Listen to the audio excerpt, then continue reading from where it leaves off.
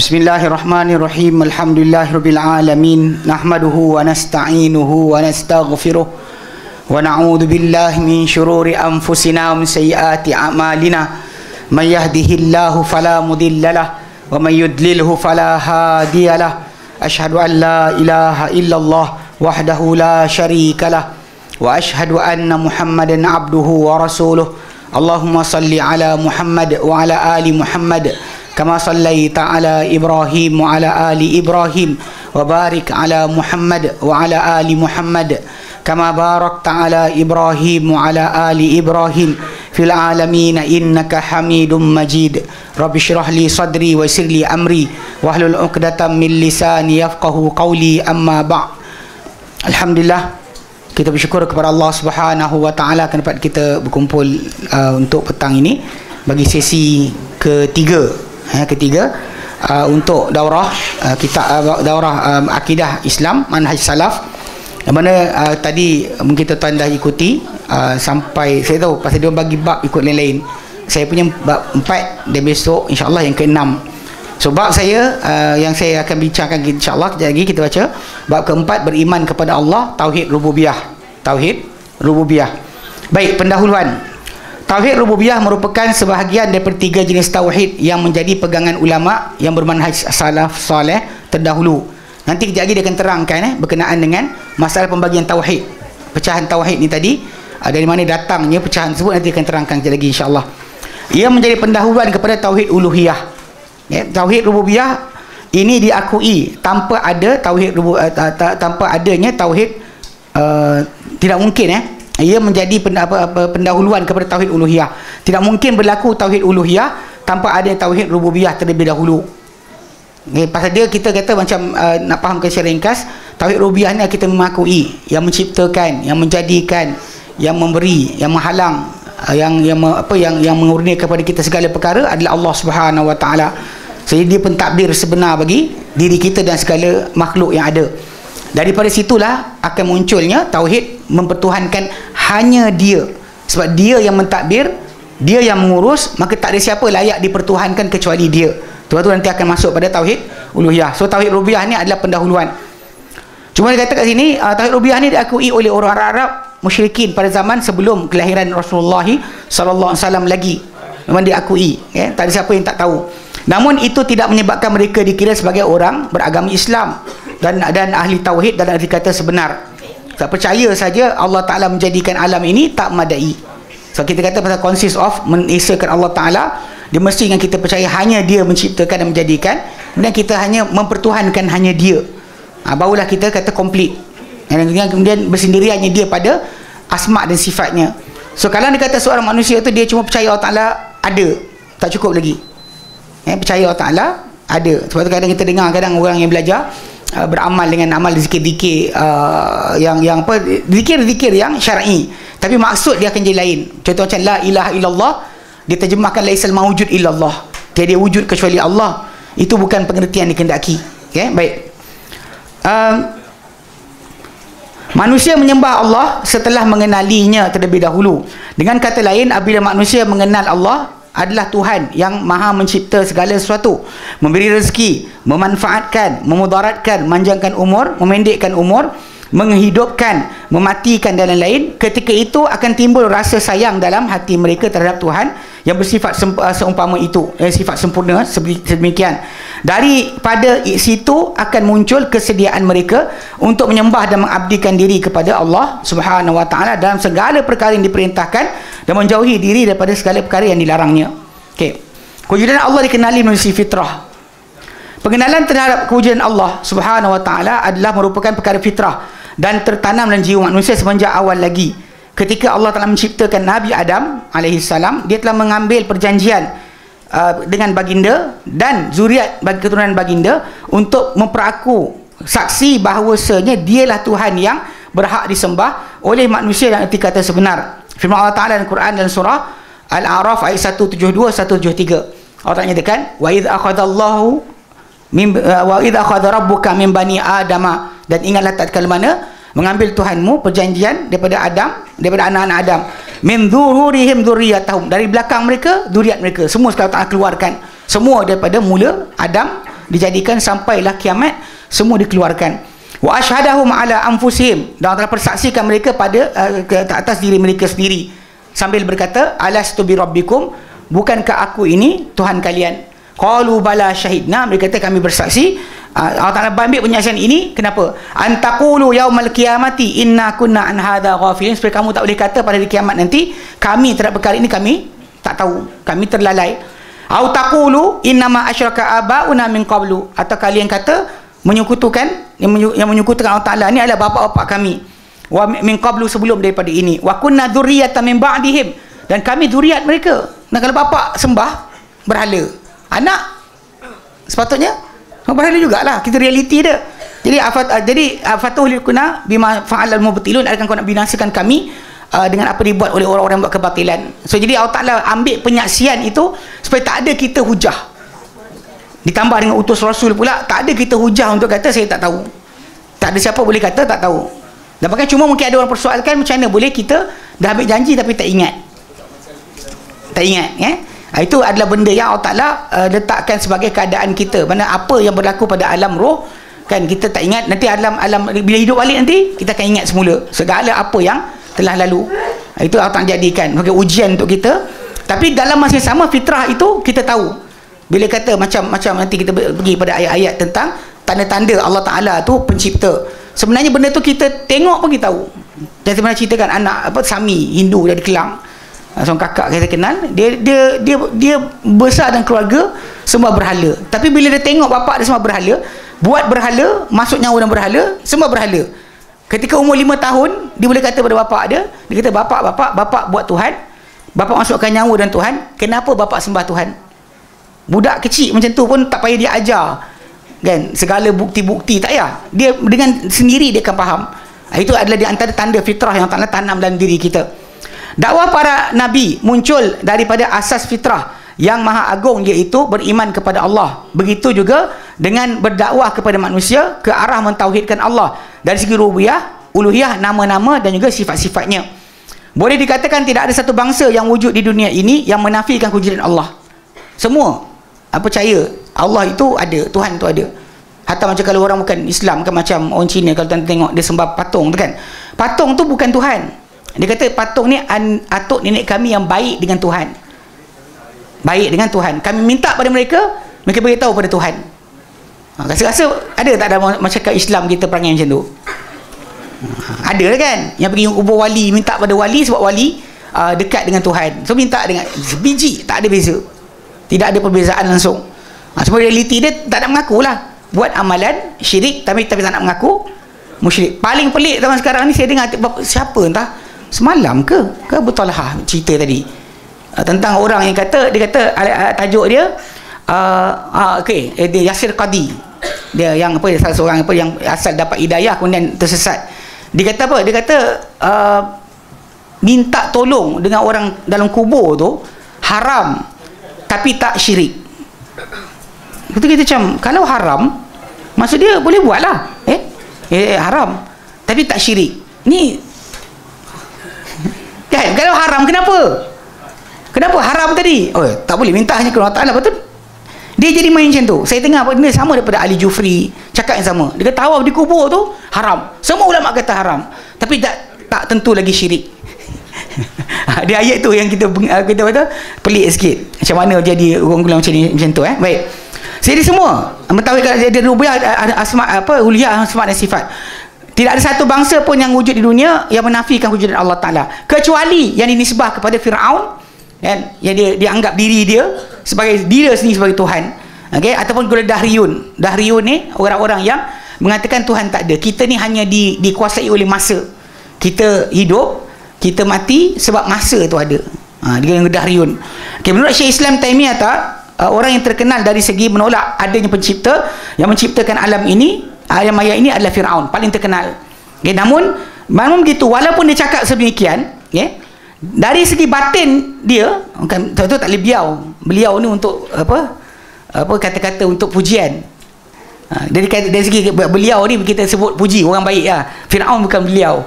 Dari segi batinnya meyakini kewujudan Tuhan itu sendiri. Firman Allah Ta'ala dan Quran dalam surah Isra 102, dia kata ini Musa cakap, kepada Firaun sendiri. Dia kata apa?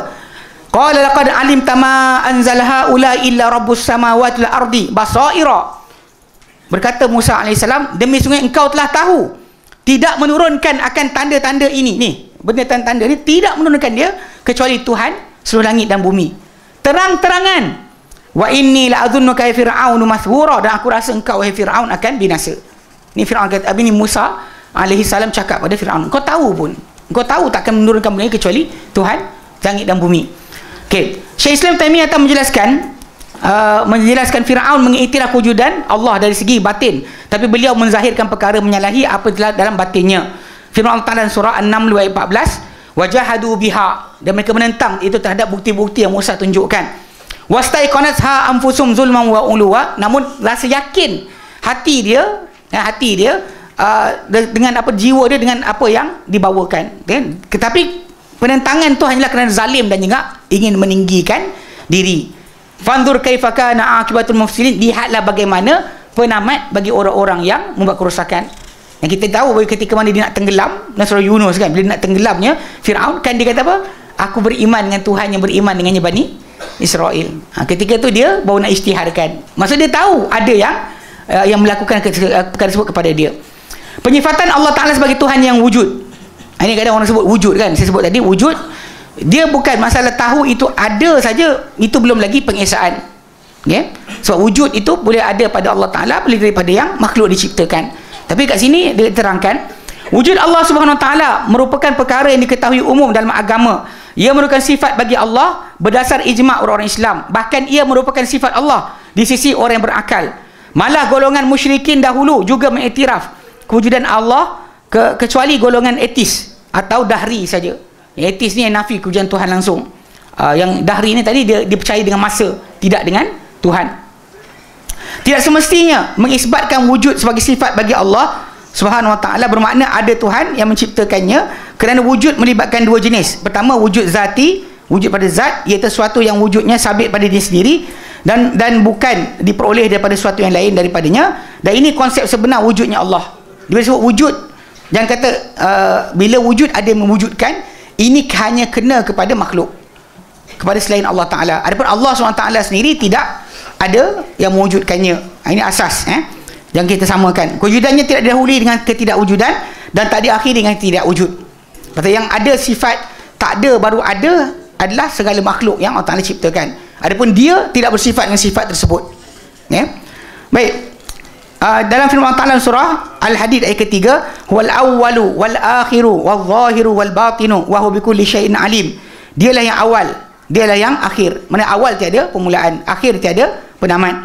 Dan zahir nyata, dan yang batin, yang nyata pun dia, yang batin pun dia. Dan dialah setiap, dan dia sesuatu amat mengetahui. Okey, itu wujud yang pertama, wujud zat. Kemudian kewujud benda yang baharu. Ia merujuk kepada sesuatu yang wujud yang darui dengan tidak wujud. Ia memerlukan kepada pencipta yang mengadakannya. Firman Allah Ta'ala dalam Quran surah Zumar ayat 62-63, Allahu khaliqu kulli syai'in. Allah pencipta semua benda. Wa huwa ala kulli syai'in wakil, dan dia ke atas sesuatu amat-amat mengawasi, amat-amat mengurus. Lahu maqalidus samawati wal ard, miliknya lah tali pengekang pengurusan seluruh langit dan bumi. Walladzina kafaru bi ayatillah, dan orang yang kufur terhadap tanda-tanda Allah, ulaika humul khasirun, mereka adalah golongan yang rugi. Firman Allah Ta'ala dalam Quran dan surah At-Tur ayat 35-36, am khuliqu min ghairi syai'in am humul khaliqun, adakah mereka diciptakan dengan tanpa ada yang menciptakan, ataupun mereka ciptakan diri mereka sendiri. Am khalaqus samawati wal ard, ataupun mereka ciptakan seluruh langit dan bumi. Balla yuqin, bahkan mereka pun tak yakin. Kalau cakap pun dia sendiri pun tak yakin yang dia boleh benda-benda dia, pasal dia datang lepas alam semesta ini wujud. Baik manusia, baik jin. Tak ada siapa-siapa dipersaksikan kejadian alam ini. Yang macam Allah sebut dekat dalam surah Kahfi, lepas Allah sebutkan berkenaan dengan kepermusuhan yang kekal, ayat 50 surah Kahfi, iblis kepada kita. Kalau tak nyatakan ma asyhadhum khalqas samawati wala khalqa anfusihim, tidak aku persaksikan mereka penciptaan langit dan bumi, tidak juga penciptaan diri mereka sendiri. Okay, diri mereka sendiri pun mereka tak saksikan jadi kejadian mereka. So macam mana kalau diri sendiri pun tak tahu bila tercipta, macam mana dia kata ciptakan alam semesta ini? Baik, pengenalan terhadap Allah Ta'ala, ma'rifatullah. Ini antara nama yang sering orang suka pakai. Semua letak tok guru dia arif billah, kan? Dia tajuk kenal satu benda, ni kena faham sikit.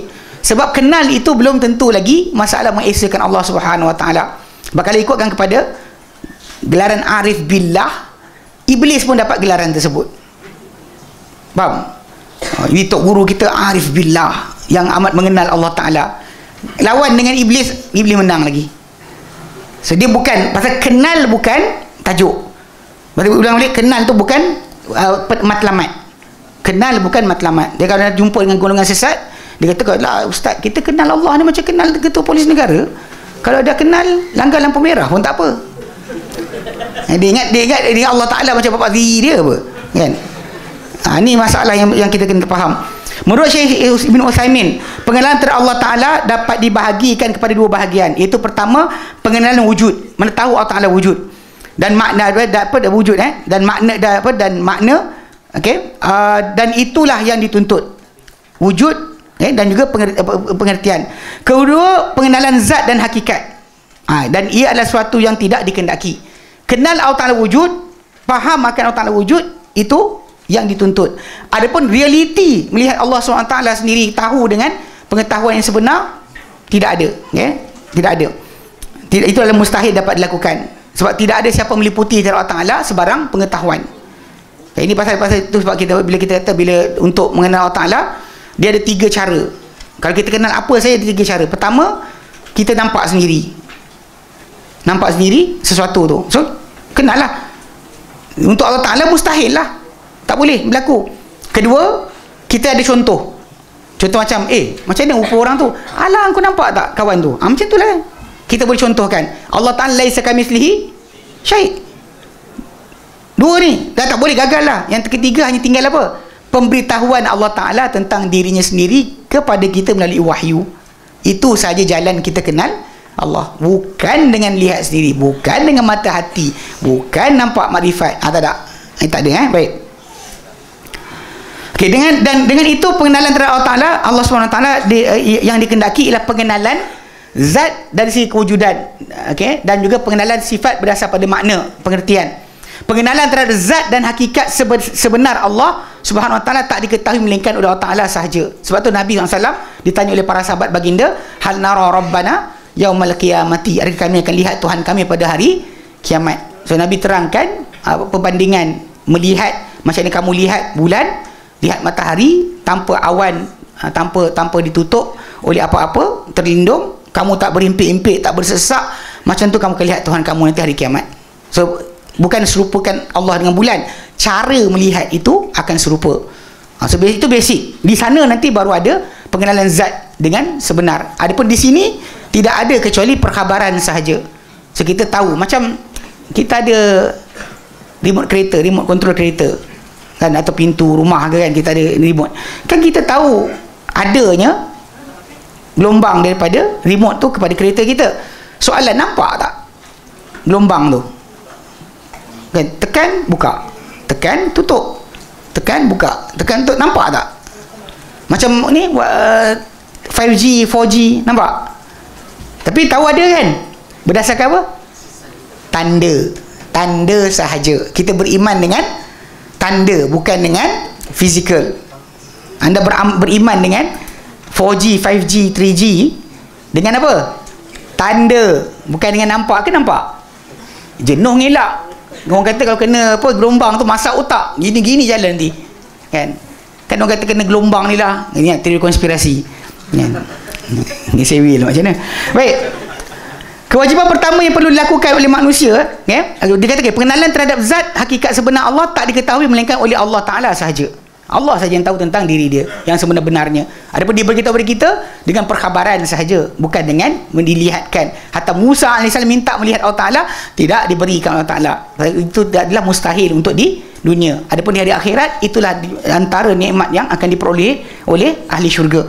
Baik, kewajipan pertama yang perlu dilakukan oleh manusia ialah mengenal Allah Subhanahu Wa Ta'ala. Mengenal Allah Subhanahu Wa Ta'ala sebagaimana yang dijelaskan sebelum ini diketahui berdasar fitrah. Kerana manusia diciptakan di atas fitrah. Tidak ada yang jahil terhadap Allah Subhanahu Wa Taala melainkan orang yang diperdaya oleh syaitan sahaja. Jika manusia kembali kepada fitrah ciptaan Allah Taala, sudah tentu mereka akan dapat mengenal Allah Subhanahu Wa Taala dan erti kata yang sebenar tanpa perlu merenung dan memikirkan tentang kejadian alam semesta. Kalau dia fikir, dia memang balik pada fitrah dia, dia tahu Allah Taala ada. Walaupun tak ada, dapat pada dia.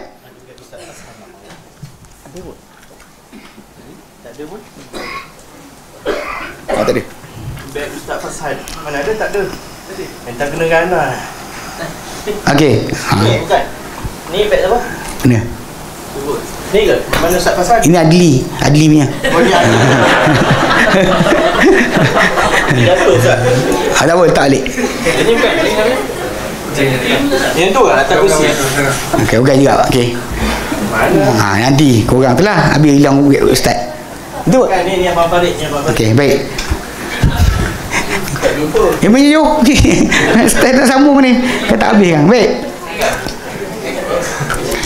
Okey. Okey, sebaliknya, melakukan renungan dan ke atas alam semesta hanyalah wajib dilakukan oleh seorang yang mempunyai iman yang lemah sahaja. Mana kita lemah iman, maka Quran suruh tengok. Kita baca ayat tadi. Dan renungan dan perhatian tersebut dilakukan dalam rangka untuk memperkuatkan iman. Kita bukan tak ada iman. Kita nak kuatkan iman baru kita melihat kepada tanda kebesaran Allah. Macam Allah sebut dalam surah Al-A'raf 185, awalam yanzuru fi malakutis samawati wal ard. Adakah tidak mereka melihat kepada kerajaan ciptaan Allah Taala langit dan bumi? Wa ma khalaqallahu min syai'. Dapat nak ciptakan daripada segala benda. Wa an asa an yakuna qad iqtaraba ajaluhum, dan barangkali telah dekat untuk terjadi hampirnya akan tempoh mereka. Kiamat mungkin dah dekat dah. Fa bi ayyi haditsin ba'dahu yu'minun, dengan cerita manakah lagi sesudah tanda Allah Taala berikan dia orang nak beriman. Yang kena arahan untuk memandang dari itu. Kalau daripada orang tu dia lemah iman, disuruh untuk memandang, melihat. Tapi kalau anda kata itu tak perlu dah. Tak perlu dah disebut nak merenung-renung, kerana benda tadi bukan menambahkan lagi tajuk. Ini nanti kita akan terangkan. Sebab kadang paksaan untuk merenung. Kalau awak tak tahu bukti Allah Taala wujud, tak tahu, maka iman awak tak sah. Ini datang dalam ilmu kalam. Ilmu kalam. Ahli kalam dia akan pakai macam tu. Firman Allah Taala dalam surah Sad ayat 29, kitabun anzalnahu ilaika mubarakun liyadabbaru ayatihi. Kitab yang kami turunkan kepada engkau wahai Muhammad, diberkati, dan keadaan diberkati supaya mentadabbur ayat-ayatnya, ya. Waliyatadzakkara ulul albab, dan supaya beringat orang yang mempunyai akal.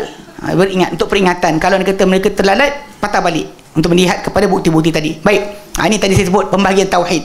Ini kadang orang bising kata tauhid rububiyah, uluhiyah, asma' sifat ni. Ini adalah pemecahan yang tak betul, tak wujud zaman Nabi dan para sahabat. Baik, dengar. Pembahagian tauhid. Kupasan tentang beriman kepada Allah Subhanahu Wa Taala tidak dapat lari daripada tauhid. Bila kita kata beriman Allah, tajuk pengesaan itu adalah yang paling penting, paling besar. Mengesahkan Allah Subhanahu Wa Taala. Beberapa aspek tentang tauhid telah pun dijelaskan sebelum ini secara tidak langsung. Kupasan tentang tauhid juga tidak dapat lari daripada pembahagiannya. Jika diperhatikan kupasan para ulama tentang bahagian tauhid, didapati mereka mengungkapkannya dengan pelbagai ungkapan. Mereka ungkapkan dengan ungkapan yang berbeza, lafaz yang mungkin berlainan. Okey.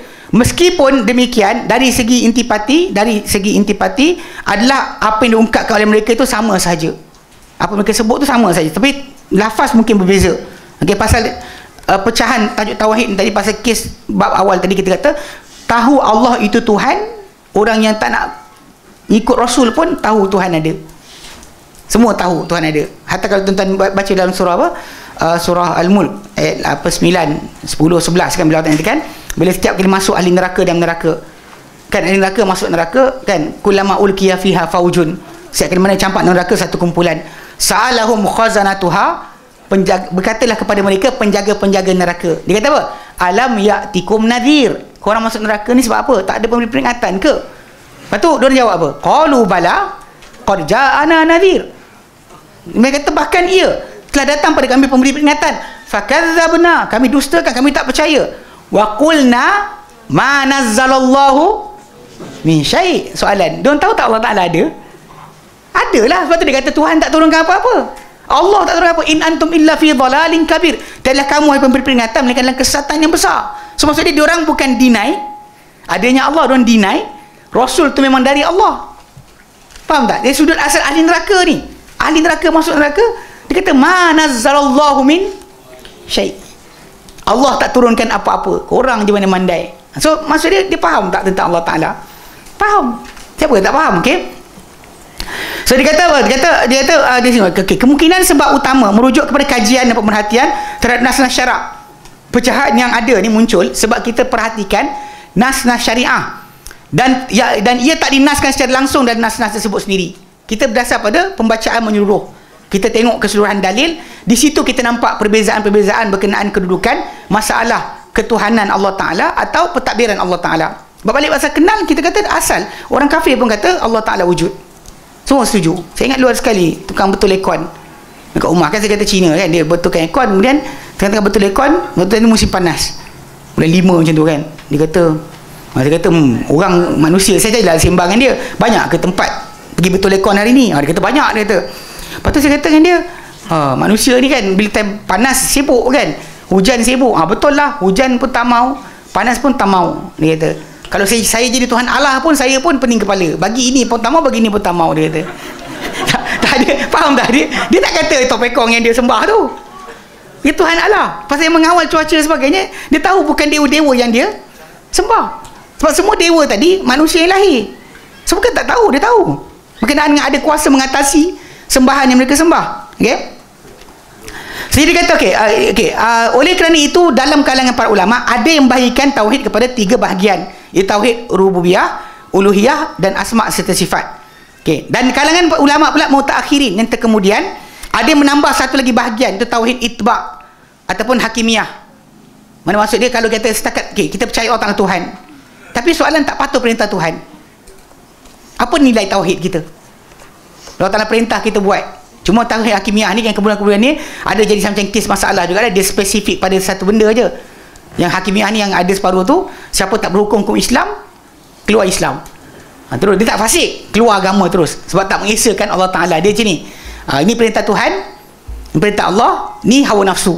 Kita menangkan hawa nafsu kat atas kehendak Allah Ta'ala, maka kita telah tidak mengesahkan Allah Ta'ala dan keluar agama. Ini jaga sikit. Tapi masalah ini pembahagian tadi pasal apa? Pasal pembacaan kita. Pasal kalau setakat percaya Allah Ta'ala Tuhan, tak patuh perintah dia, apa nilai iman kita? Apa nilai iman yang anda ada? So pecahan tu berdasar pada nas-nas syarak juga. Cuma pecahan tadi dikata-kata yang ni kadang mungkin terlebih sikit, takut jadi khawarij, langgar perintah Tuhan, buat dosa besar, terus jadi kafir, mukhallad dalam nar, kekal dalam neraka. Punca sebab dia buat bandingan tadi, perintah Tuhan, perintah nafsu. Ikut mana? Ikut bila kita ikut perintah nafsu, kita menduakan Allah Ta'ala. Menduakan Allah Ta'ala, habis. Ini kaedah yang kadang-kadang kita perhatikan, orang tak perasan. Pasal manusia ni boleh berdosa, dan dosa tadi tak semesti dosa tadi mengeluarkan dia daripada agama. Itu kena faham. Jika diperhatikan tauhid yang keempat ini telah pun termasuk ke dalam tauhid uluhiyah. Sebenarnya mempertuhankan Allah Ta'ala, kita abdikan diri kepada Allah Ta'ala dengan mematuhi perintah dia. Bila kita kata Allah Ta'ala Tuhan yang menciptakan, yang menjadikan, kita sembah Allah Ta'ala, kita abdikan diri dengan mematuhi perintah-perintah yang dia beri kepada kita. Itu uluhiyah lah. Dan apa nilai Allah Ta'ala Tuhan kalau kita tak patuhi perintah dia? Hal tersebut kerana ibadah tidak akan diterima melainkan dengan 2 syarat. Pertama, ikhlas. Kedua, menepati ikutan terhadap sunnah Rasulullah sallallahu alaihi wasallam. Firman Allah Ta'ala dalam Quran dalam surah Kahfi ayat 110, qul innama ana basyarum mithlukum, katakan hai Muhammad, aku hanyalah manusia seperti kalian. Yuha ilayya, diwahyu kepadaku, annama ilahukum ilahun wahid, bahawa Tuhan kamu adalah Tuhan yang satu.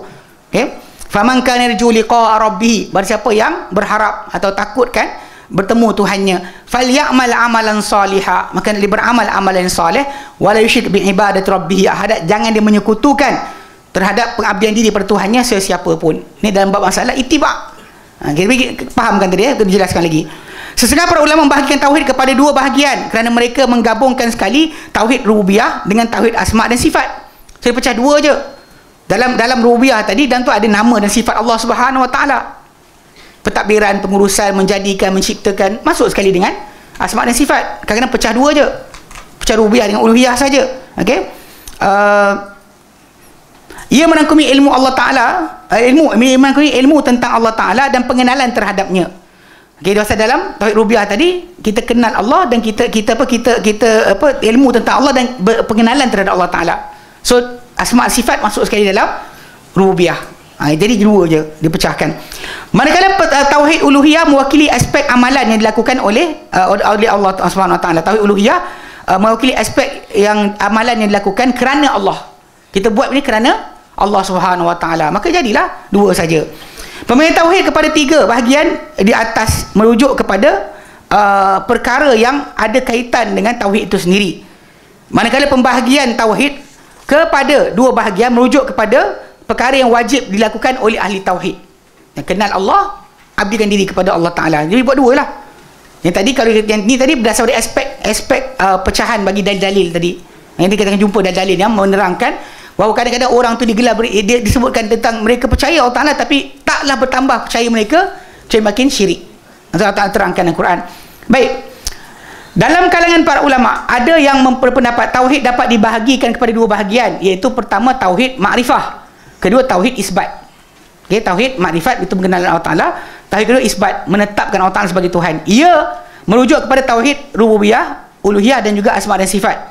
Okay, ketiga-tiga tauhid ini dinamakan dengan tauhid makrifah. Kerana makrifatullah, pengenalan terhadap Allah Ta'ala, berlaku dengan cara mengenal nama-nama Allah, sifat-sifat Allah dan perbuatan Allah Ta'ala. Tauhid isbat pula merujuk kepada nama-nama dan sifat-sifat dan perbuatan Allah Ta'ala yang dia isbat pada diri sendiri. Apa dia kata diri dia, Rahim dan Aziz, Qahar, disebut nama yang diri dia pun kita kata kita isbatkan di situ. Okey. Kedua itu pertama. Kedua tauhid qasad atau talab. Tauhid qasad itu niat, apa dalam hati kita dan tuntutan. Tauhid ini merujuk kepada tauhid uluhiyah kerana seorang hamba Allah Taala menumpukan kepada Allah Subhanahu Wa Taala dengan hati, lisan dan anggota badan dengan cara melakukan ibadah kepadanya semata-mata dalam keadaan gerun kepada balasan nerakanya dan inginkan balasan syurganya. Ia dilakukan semata-mata kerana wajah Allah dan mencari keredaan daripadanya. So jadi kalau pecahan tadi bukan masalah pecahan, tapi kenapa orang tak setuju? Ini saya kena sebutkan juga nanti tuan-tuan bila dengar penjelasan tentang tauhid uluhiyah nanti tuan-tuan akan dapat jawapan juga. Cuma saya izinkan sikit. Sebab bila kita pecahkan pada masalah percaya Allah Ta'ala Tuhan, tapi harap kepada selain Allah Ta'ala, gantung hati kita kepada selain Allah SWT, doa kepada selain Allah Ta'ala. Dekat sini yang kita kata pecahan tauhid uluhiyah rububiyah tadi mengasingkan kumpulan-kumpulan manusia yang terlibat dengan istighosah kepada wali, orang telah mati dan sebagainya. Dia akan timbul masalah kat sini. Sebab tu dia marah. Dia orang marah sangat pecahan ni sebab bila bab percaya Allah Ta'ala Tuhan, samalah. Orang musyrik ke tak musyrik sama je. Tapi bila bab kenaan sembah hanya Allah Ta'ala, kat sini juga gagal. Dan tiap-tiap hari kita belajar. Dan kita disuruh sebut tiap-tiap hari 17 kali dalam solat kita, iyyaka na'budu wa iyyaka nasta'in. Hanya engkau kami sembah, hanya engkau kami minta pertolongan. Tapi bila kita kata tak apa minta dengan wali, nujabak ke ataupun orang mati ke tadi, atau minta pada sekian, dia i'tiqad tadi kata tak apa, asalkan percaya Allah Ta'ala yang bagi, minta pada apa pun tak apa. Bila tuan dengar kata apa, minta pada pokok boleh, minta pada ayat tak sedap tapi benda tu berlaku lah, minta pada setan pun tak apa, asal percaya Allah Ta'ala yang bagi. So in the end isti'anah yang dalam ayat surah Fatihah tadi yang kita kata wa iyyaka nasta'in tu tak dibuat, habis rosak. Ini dua sudut yang kena faham kenapa kadang-kadang orang tak setuju dengan pecahan tadi. Punca basic dia adalah masalah bila time praktikal, terutama dalam bab apa, pasal orang-orang yang kena terlibat dengan faham-fahaman yang terpesong, dia akan ada idea boleh minta dengan wali. Kadang hati dia tadi wali, kalau dia ada guru dia Cak Arkam kan, bila time dia nak solat, geng-geng tu dia ambil rabitah, dia ambil gambar Abu Ya, letak dalam poket, tengok dulu, baru dia tak simpan poket, baru Allahu Akbar, baru solat. So dia ada connection. Macam juga apa geng-geng Nasyabandi, Haqqani, bila nak buat amal, dia akan bayangkan guru datang depan dia, madad ya syekh, madad ya, disebutlah nama guru dia, kemudian dia start macam bayangkan guru dia jadi macam envelope. Dia solat dalam guru, solat dalam guru, bawa kereta pun dalam guru. Dengan kisah ni Allah mana? Diorang nak kata tak salah lah kan, tak salah, jangan kata yang kata dia syirik. Mana relate pada manusia sentiasa minta, dia kata jangan. Sebab di sini masalah rububiyah dengan uluhiyah ni yang menjadi masalah pada mereka. Apa lagi asma dan sifat. Bila kita kata ada orang ni tahu benda ghaib, atau kita kata wali ni yang mengawal hujan, Habis? Sebab yang mengawal hujan adalah Allah Ta'ala. Yang menghidupkan mematikan Allah SWT. Tapi diorang start letakkan benda tadi pasal dia kata boleh buat. Banyak mereka ni kan dia hidup zaman apa? Orang sakti. Tahu? Masyarakat Melayu kita zaman dulu ada orang sakti lah. Zaman sekarang Superman, Batman, Spiderman tu macam tu lah. Fahaman lama sebenarnya. Manusia bergantung dengan orang sakti. So, bila susah je ingat orang sakti tadi. Dan itulah yang sekarang dalam masyarakat kita sedang berjalan. Dan semua cari wali. Awak ikut wali mana? Semua cari wali. Tak ada cari Allah Ta'ala. Baik. Tauhid rububiyah. Okay, kita masuk Tauhid rububiyah merujuk kepada i'tiqad yang jelas. Pasti bahawasanya Allah Subhanahu Wa Ta'ala itu adalah Tuhan segala perkara dan pemiliknya. Anything yang ada semua Allah Ta'ala lah pemilik, Allah Ta'ala lah Tuhannya.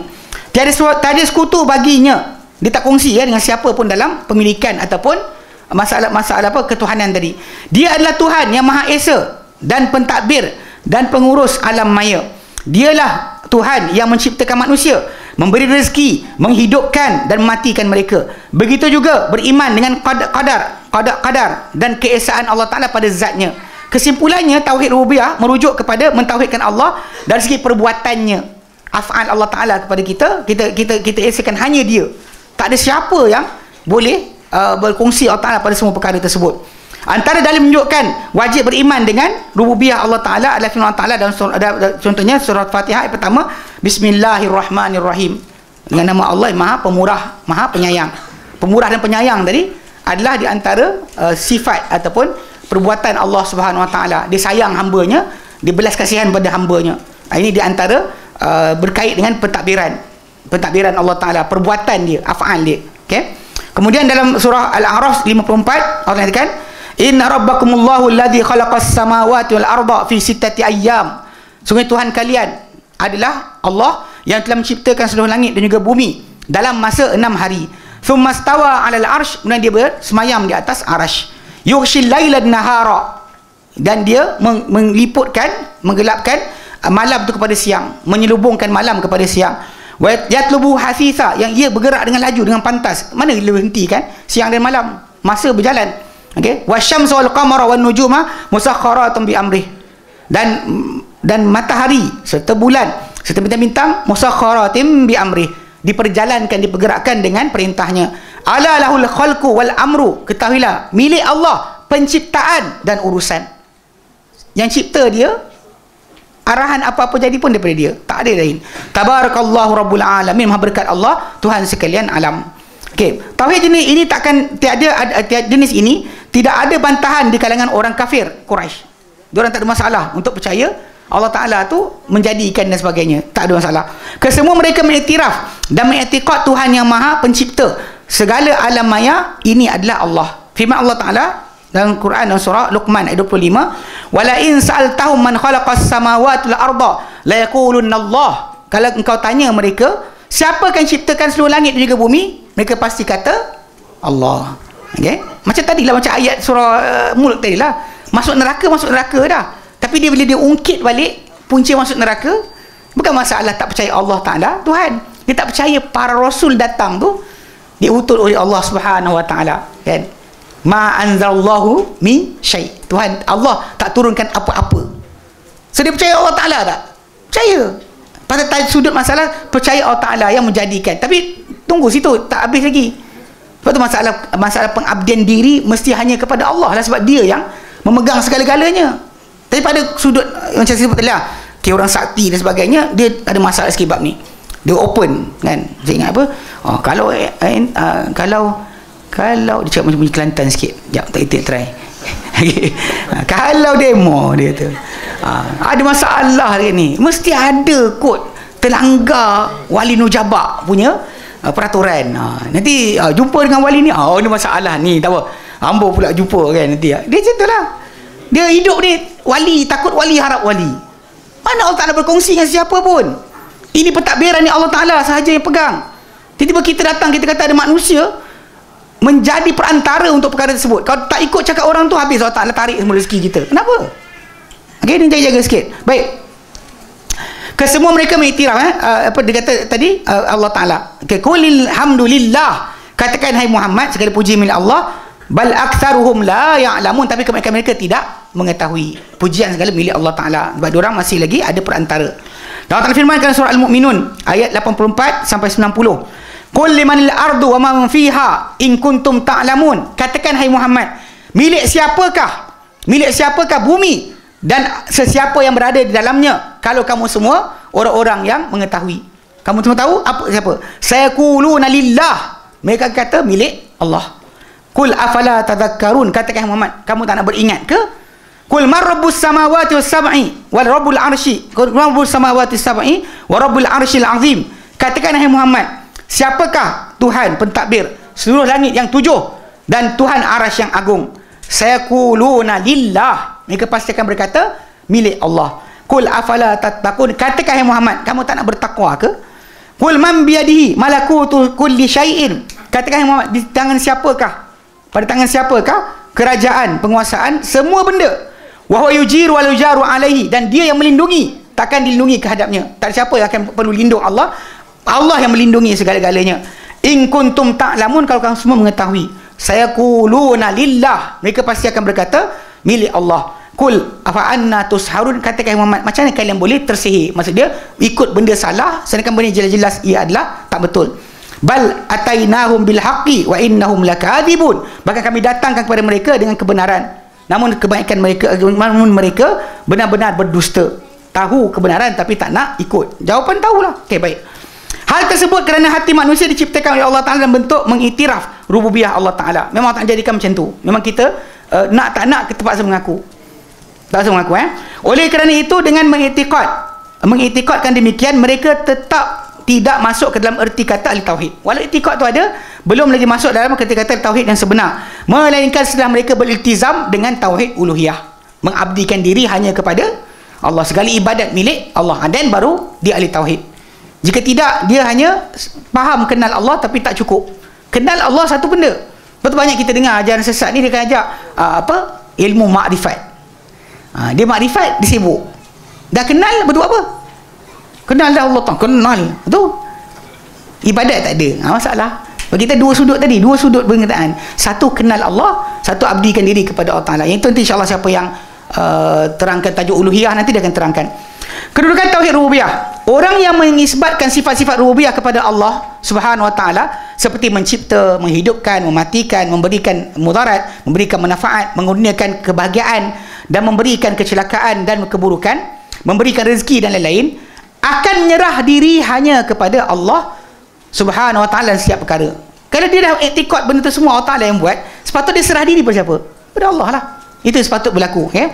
Dia mengetahui apa yang menimpanya adalah datang daripada Allah Ta'ala, dan tidak akan mesti akan menimpanya. Apa terjadi memang Allah Ta'ala tentukan, so dia tak boleh marah, kan? Kalau tak boleh akan tarik pun redha je. Jika masuk syurga, dia masuk syurga, itu adalah berdasar taufik dan kelebihan daripada Allah Subhanahu wa Ta'ala. Jika dia masuk neraka, ia adalah berdasarkan kepada hikmah dan keadilan Allah Subhanahu wa taala. Okey. Kesemua itu adalah qadar Allah Subhanahu wa taala belaka. Apabila dia memahami perkara tersebut, dia akan bergantung harapan kepada Tuhan pencipta dirinya untuk memperoleh berbagai-bagai kemanfaatan dan membendung berbagai-bagai kemudaratan, dan juga untuk mendapat petunjuk menuju jalan yang lurus. Kalau itu dia dah ada, dia fahamlah. Dia takkan cari dari selain Allah Taala untuk panduan, untuk keselamatan, untuk perlindungan, untuk hidayah. Tak ada kecuali pada Allah Ta'ala sahaja. Hasilnya, ia melahirkan kecintaan yang besar dalam hati seseorang hamba kepada Allah Subhanahu Wa Ta'ala, dan dia akan mengutamakan apa yang dicintai dan disukai oleh Allah Subhanahu Wa Ta'ala. Itu mengatasi segala sesuatu. Tak ada benda lagi besar. Sebab dia tahu hanya apa yang ada pada dia semua daripada Allah Ta'ala. Wa bikum min ni'matin fa minallah. So kalau dia kata apa benda dia nak rasa gratitude, rasa penghargaan, mesti balik pada Allah Ta'ala dululah. Takkan dilebihkan sesuatu benda mengatasi Allah Subhanahu wa taala. Itu sepatutnya yang berlaku, baik. Hasil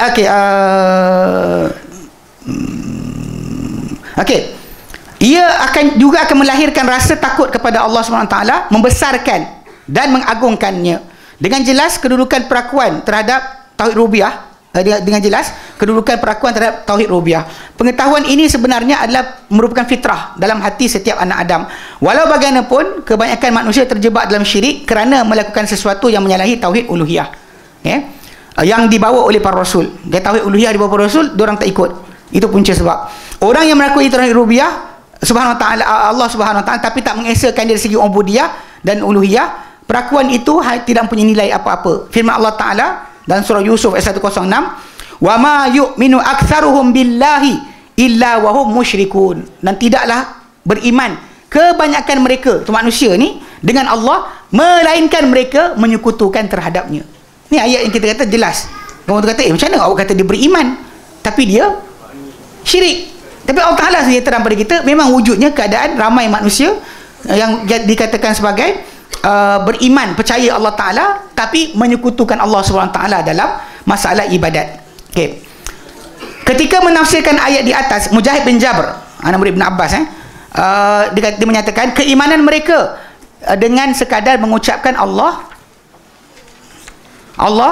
dia kata mengucapkan Allah Tuhan yang menciptakan, memberi rezeki dan mematikan kita, adalah merupakan satu bentuk keimanan. Namun sayangnya mereka mensyirikkan Allah dengan sesuatu dalam ibadat. Dia percaya Allah Ta'ala Tuhan, tapi dia sekutukan dengan Allah SWT. Tauhid rububiyah adalah fitrah. Jadi sebenarnya ada asas fitrah memang dalam diri kita. Dan fitrah ni bukan suara hati. Kalau anda pernah dengar kan geng ESQ, dia kata bila sebut fitrah, dia kata fitrah tu adalah suara hati. Itu bukan. Fitrah tu adalah tauhid. Fitrah tu adalah Islam. Memperakui tauhid rububiyah Allah SWT adalah sesuatu yang bersifat fitrah. Sebaliknya syirik sesuatu yang muncul kemudian dalam hidup manusia. Syirik muncul kemudian. Bukan dikatakan rububiyah Allah Ta'ala SWT itu sesuatu seorang mengucapkan, aku bersaksi ke atas diriku bahawa sebenarnya perkara sekian. Bahkan seorang yang perakui sesuatu perkara di atas dirinya, bermakna dia dikira perakui persaksian tersebut. Bukan kena cakap dan kata aku percaya Allah Ta'ala Tuhan. Tak ada. Sebab tu dalam syahadah kita sebenarnya bila kita sebut apa? Asyhadu an la ilaha illallah, aku bersaksi bahawa Tuhan tak ada yang layak disembah kecuali Allah. Sebab saya kata kadang bila ada orang yang terpesong, dia kata la ilaha illallah tu maksud dia laisal mawjud illallah. Sebenarnya bukan laisal mawjud. Sebab wujud tadi kita kata belum lagi pengesaan. Tapi dia kata la ilaha illallah tu maksud dia laisal ma'bud bihaqqin illallah. Itu maksud dia. Yang layak disembah. Itu yang persaksian yang sebenar. Bukan hanya menyaksikan Allah itu ada. Tak cukup. Sebab tu akan berbeza keadaan tadi, macam kita terangkan. Baik.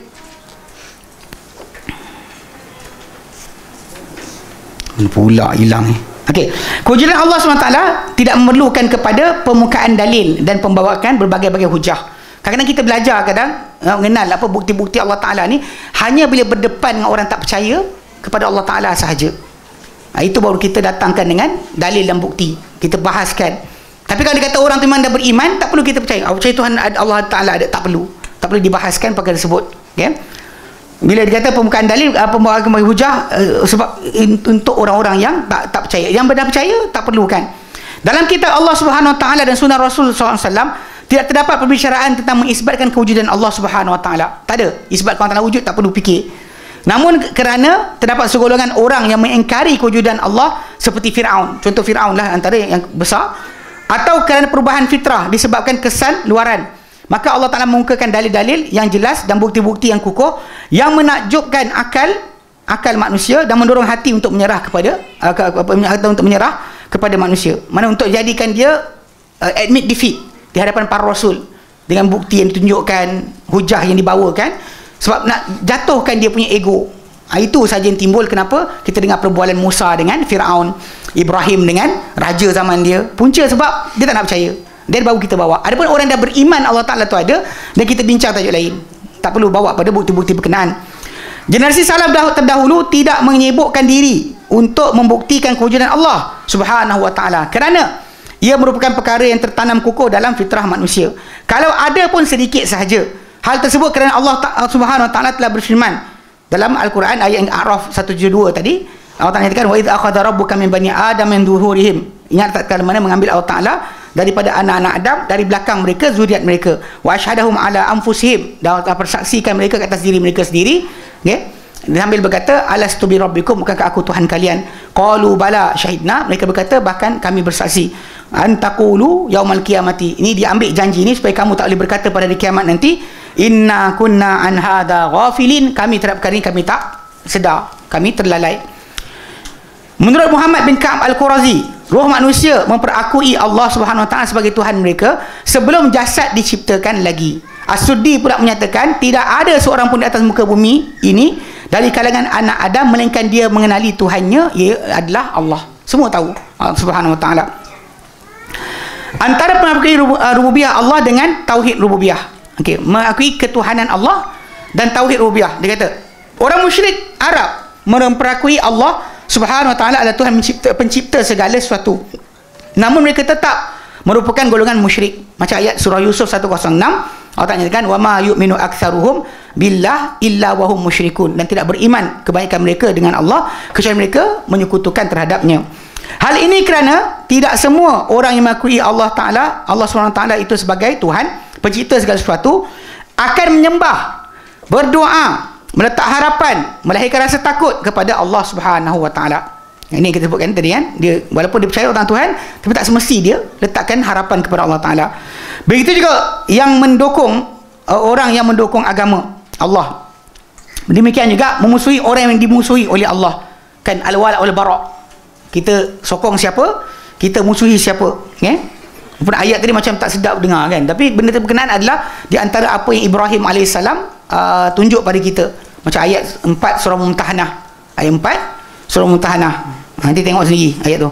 Baca banyak nanti kan lambat habis. Baik.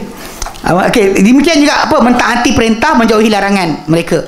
Umum orang-orang Arab musyrik memperakui Allah Subhanahu Wa Taala adalah Tuhan pencipta segala sesuatu. Namun mereka telah mengambil pemberi syafaat selain Allah Subhanahu Wa Taala dan menyekutukan Allah dengannya. Diambil perantara-perantara yang dianggap perantara tadilah yang memberikan mereka segala perkara tersebut. Dia tahu Allah Taala Tuhan. Kan macam ayat apa? Kelima surah Sad. Kan Allah nyatakan kata-kata orang musyrik, aja'alal alihata ilahan wahida. Adakah dia Muhammad nak buat tuhan-tuhan yang banyak ni satu tuhan sahaja? Inna hadza la syai'un ujab. Ini adalah perkara ajaib. Ajak sembah satu je banyak kot kan, semua kabilah ada berhala masing-masing, kenapa nak sembah satu je? Itu yang masalah. Dia kata ajaib.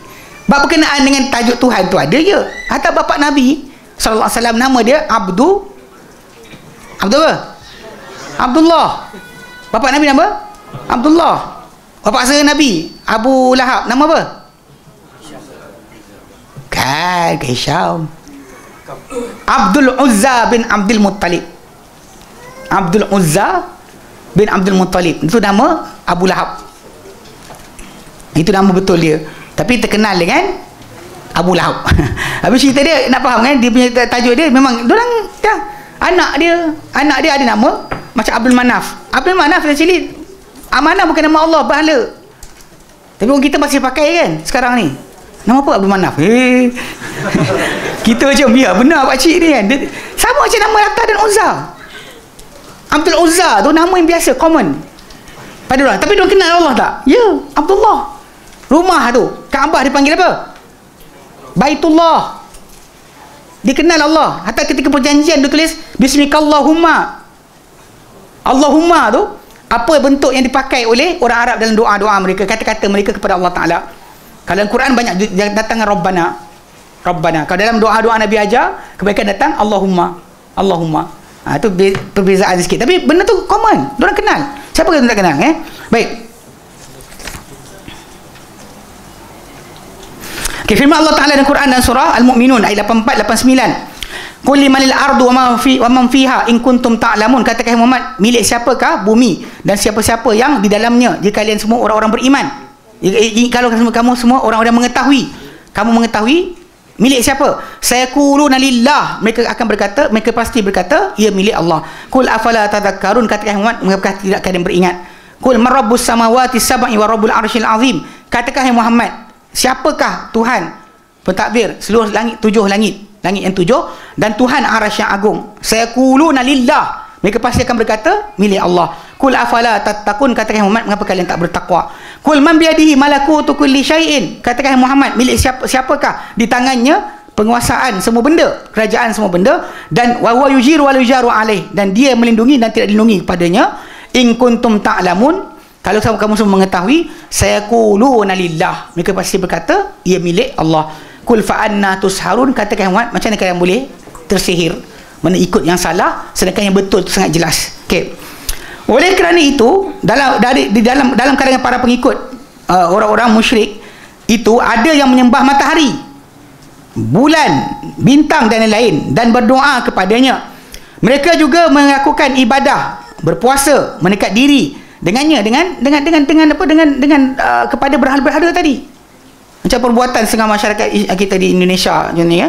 Dekat Palu itu kan, hanyutkan kepala kerbau, tak nak bencana, hanyutkan kepala kerbau bagi pada Ratu Laut Selatan, Nyi Roro Kidul, ataupun dekat Gunung Merapi yang meletup tu pun buat upacara tadi, sembelih kerbau, kepala bagi ke dekat gunung, badan makan dekat dorang.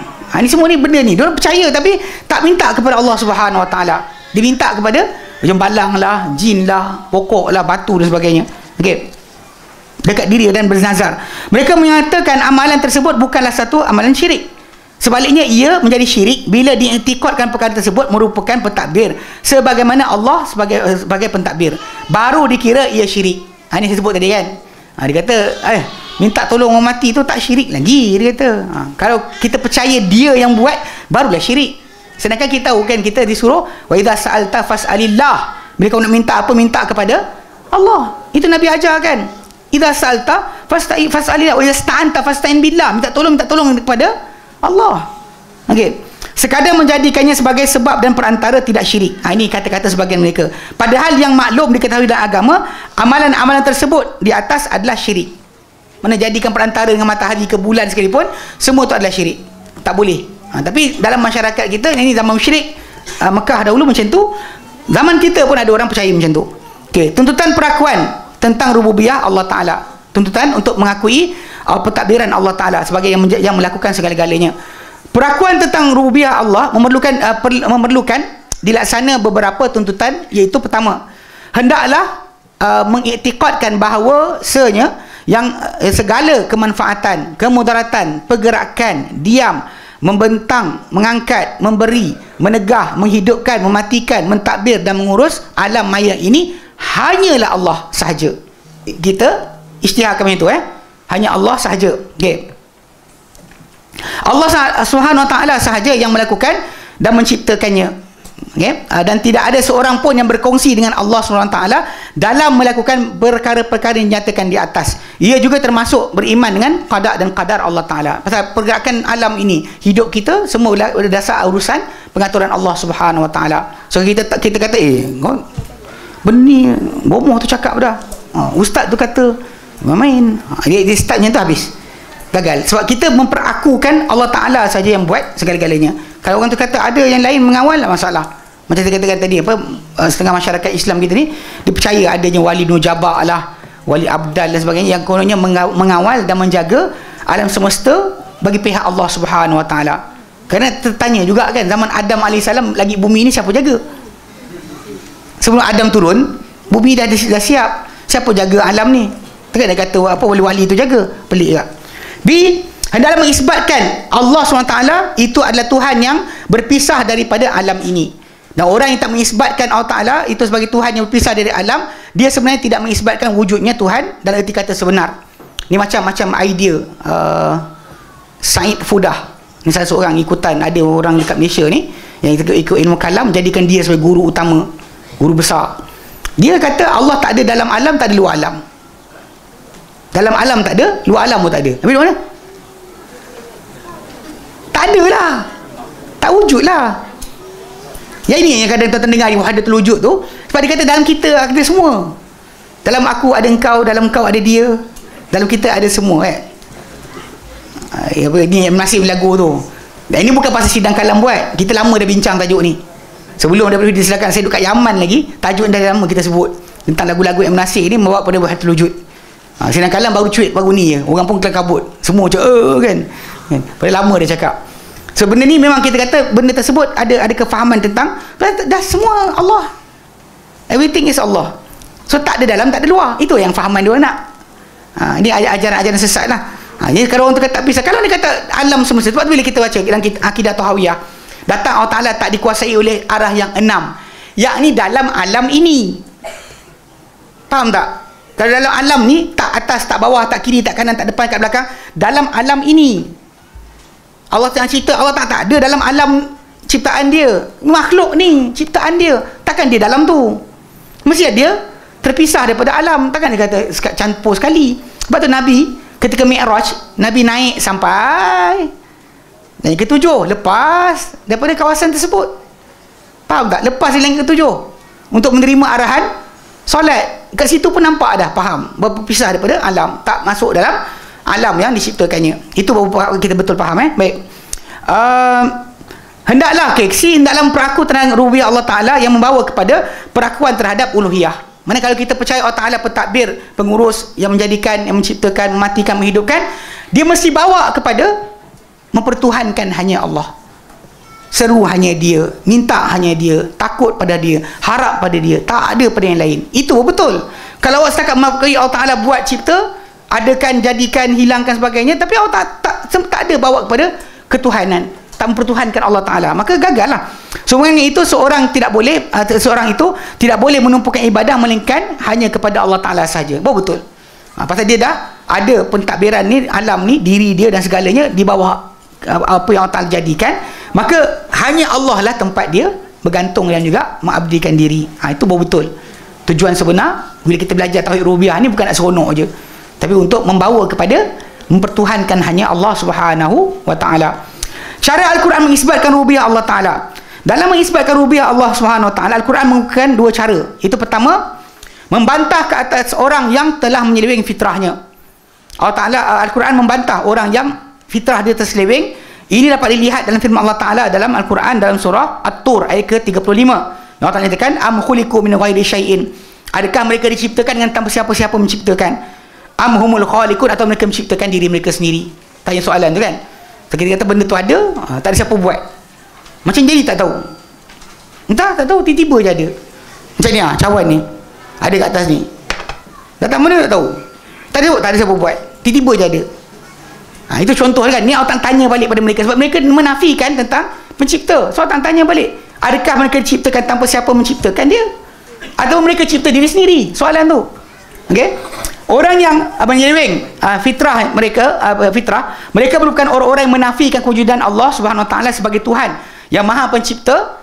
Allah menjelaskan hal keadaan mereka dalam firman Allah Ta'ala dalam surah Al-Jathiyah ayat 24. Allah Ta'ala nyatakan, wa qalu, dan mereka berkata, ma hiya illa hayatuna dunya, tiadalah ia kecuali kehidupan kami yang dunia je.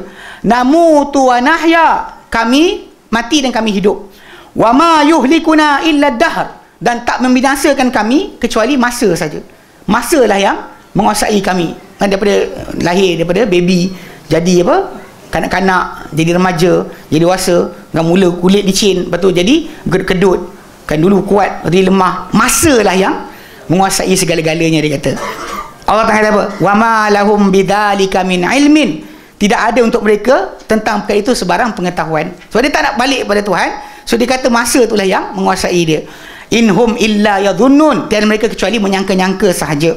Mereka menolak kewujudan hari kebangkitan semula dan menafikan wujudnya Tuhan yang boleh membinasakan hayat mereka. Allah SWT membantah tindakan mereka dengan mengira tanggapan mereka itu sebagai tidak lebih daripada tanggapan kosong belaka. Allah Ta'ala katakan dalam ayat 24 tadi, wa ma lahum bidzalika min ilmin, tiada untuk mereka untuk itu dengan itu sebarang pengetahuan. Inhum illa yadhunnun, tidaklah mereka kecuali menyangka-nyangka sahaja. Okey. Itu cara pertama. Quran datang mengisbatkan, itu jawab balik pada orang yang menafikan pentadbiran Allah Subhanahu wa Ta'ala. Mengemukakan ayat-ayat tanda-tanda berkaitan rububiyah Allah Ta'ala. Ayat-ayat atau tanda-tanda tentang pentadbiran Allah Ta'ala. Allah SWT menjelaskan kepada makhluk ciptaannya yang dicipta dengan penuh ketelitian dan keelokan.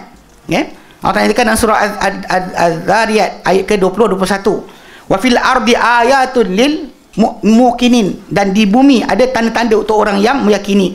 Wa fi anfusikum afala tubsirun, dan pada diri kamu sendiri tidak kamu melihat. Okay, ini pada kali kita jumpa zaman sekarang ni banyak budak-budak kita di universiti, college, dia agnostik. Dia tak nak mengaku keluar agama. Tapi dia rasa, dia kata saya tak ada bukti nak percaya Tuhan tu ada. Sains saya percaya. Allah Ta'ala saya tak percaya, dia kata. Kadang kita jumpa orang macam ni kan. Ni yang Allah Ta'ala bagi kita tunjukkan hujah. Sebab apa? Bila dibuka bumi ni macam ni. Macam ni lah ni. Ni tulisan ni. Kalau saya kata tak ada siapa tulis, tadi kertas ni kat bawah, lepas tu Ustaz Fasan pen dia jatuh berkali-kali, jatuh kali pertama, jatuh kali kedua, last sekali tulis ni. Boleh? Boleh tak? Tak boleh kan. Jadi benda ni dengan susunan kan, huruf tu ada U, S, T, A, Z. Ustaz dia nak random tak sengaja tak boleh okay. Jadi benda ni complicated nak jadi sendiri, tak boleh. Banding tulisan ni dengan kita sebagai manusia, kita ni gabungan sistem yang banyak. Ada sistem penglihatan, sistem pendengaran, sistem saraf, sistem rangka, sistem otot, sistem penghadaman, sistem pernafasan, sistem aliran darah. Gabung semua jadi kita. Macam ni, macam contoh macam apa, satu kapal terbang tercipta dengan letupan yang berlaku dekat sebuah gudang. Boleh? Gudang tu meletup, tiba-tiba jadi kapal terbang. Boleh bawa pula. Tak boleh kan? Macam itulah realiti dia, kumpulan ni Allah Ta'ala kata tadi.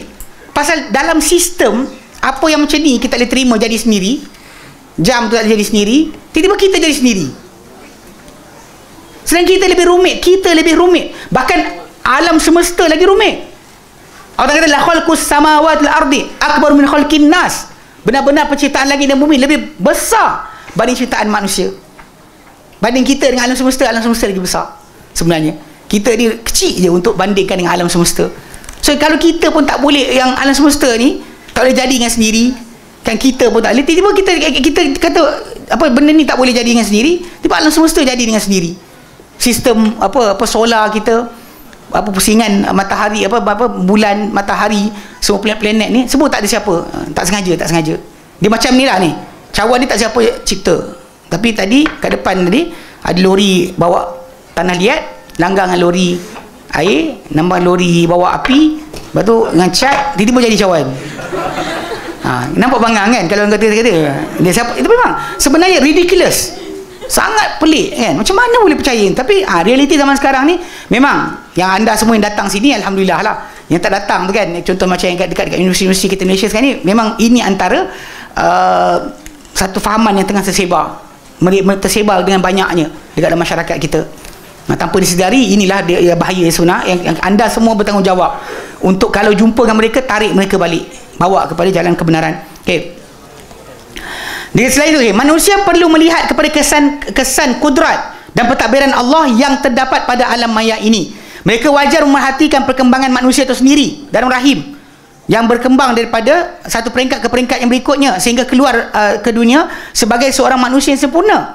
Mereka mempunyai anggota dan panca indera yang unik yang membuktikan kehalusan ciptaan Allah Subhanahu wa taala. Firman Allah Subhanahu wa taala dalam Quran dalam surah Al-Hajj ayat ke-5, Allah Taala nyatakan, ya ayuhan nas, wahai sekalian manusia, in kuntum fi raibin minal ba'thi, jika kalian dalam keraguan terhadap kebangkitan semula, fa inna khalaqnakum min turabin, kami telah cipta kamu daripada tanah. Itu kejadian Adam yang pertama.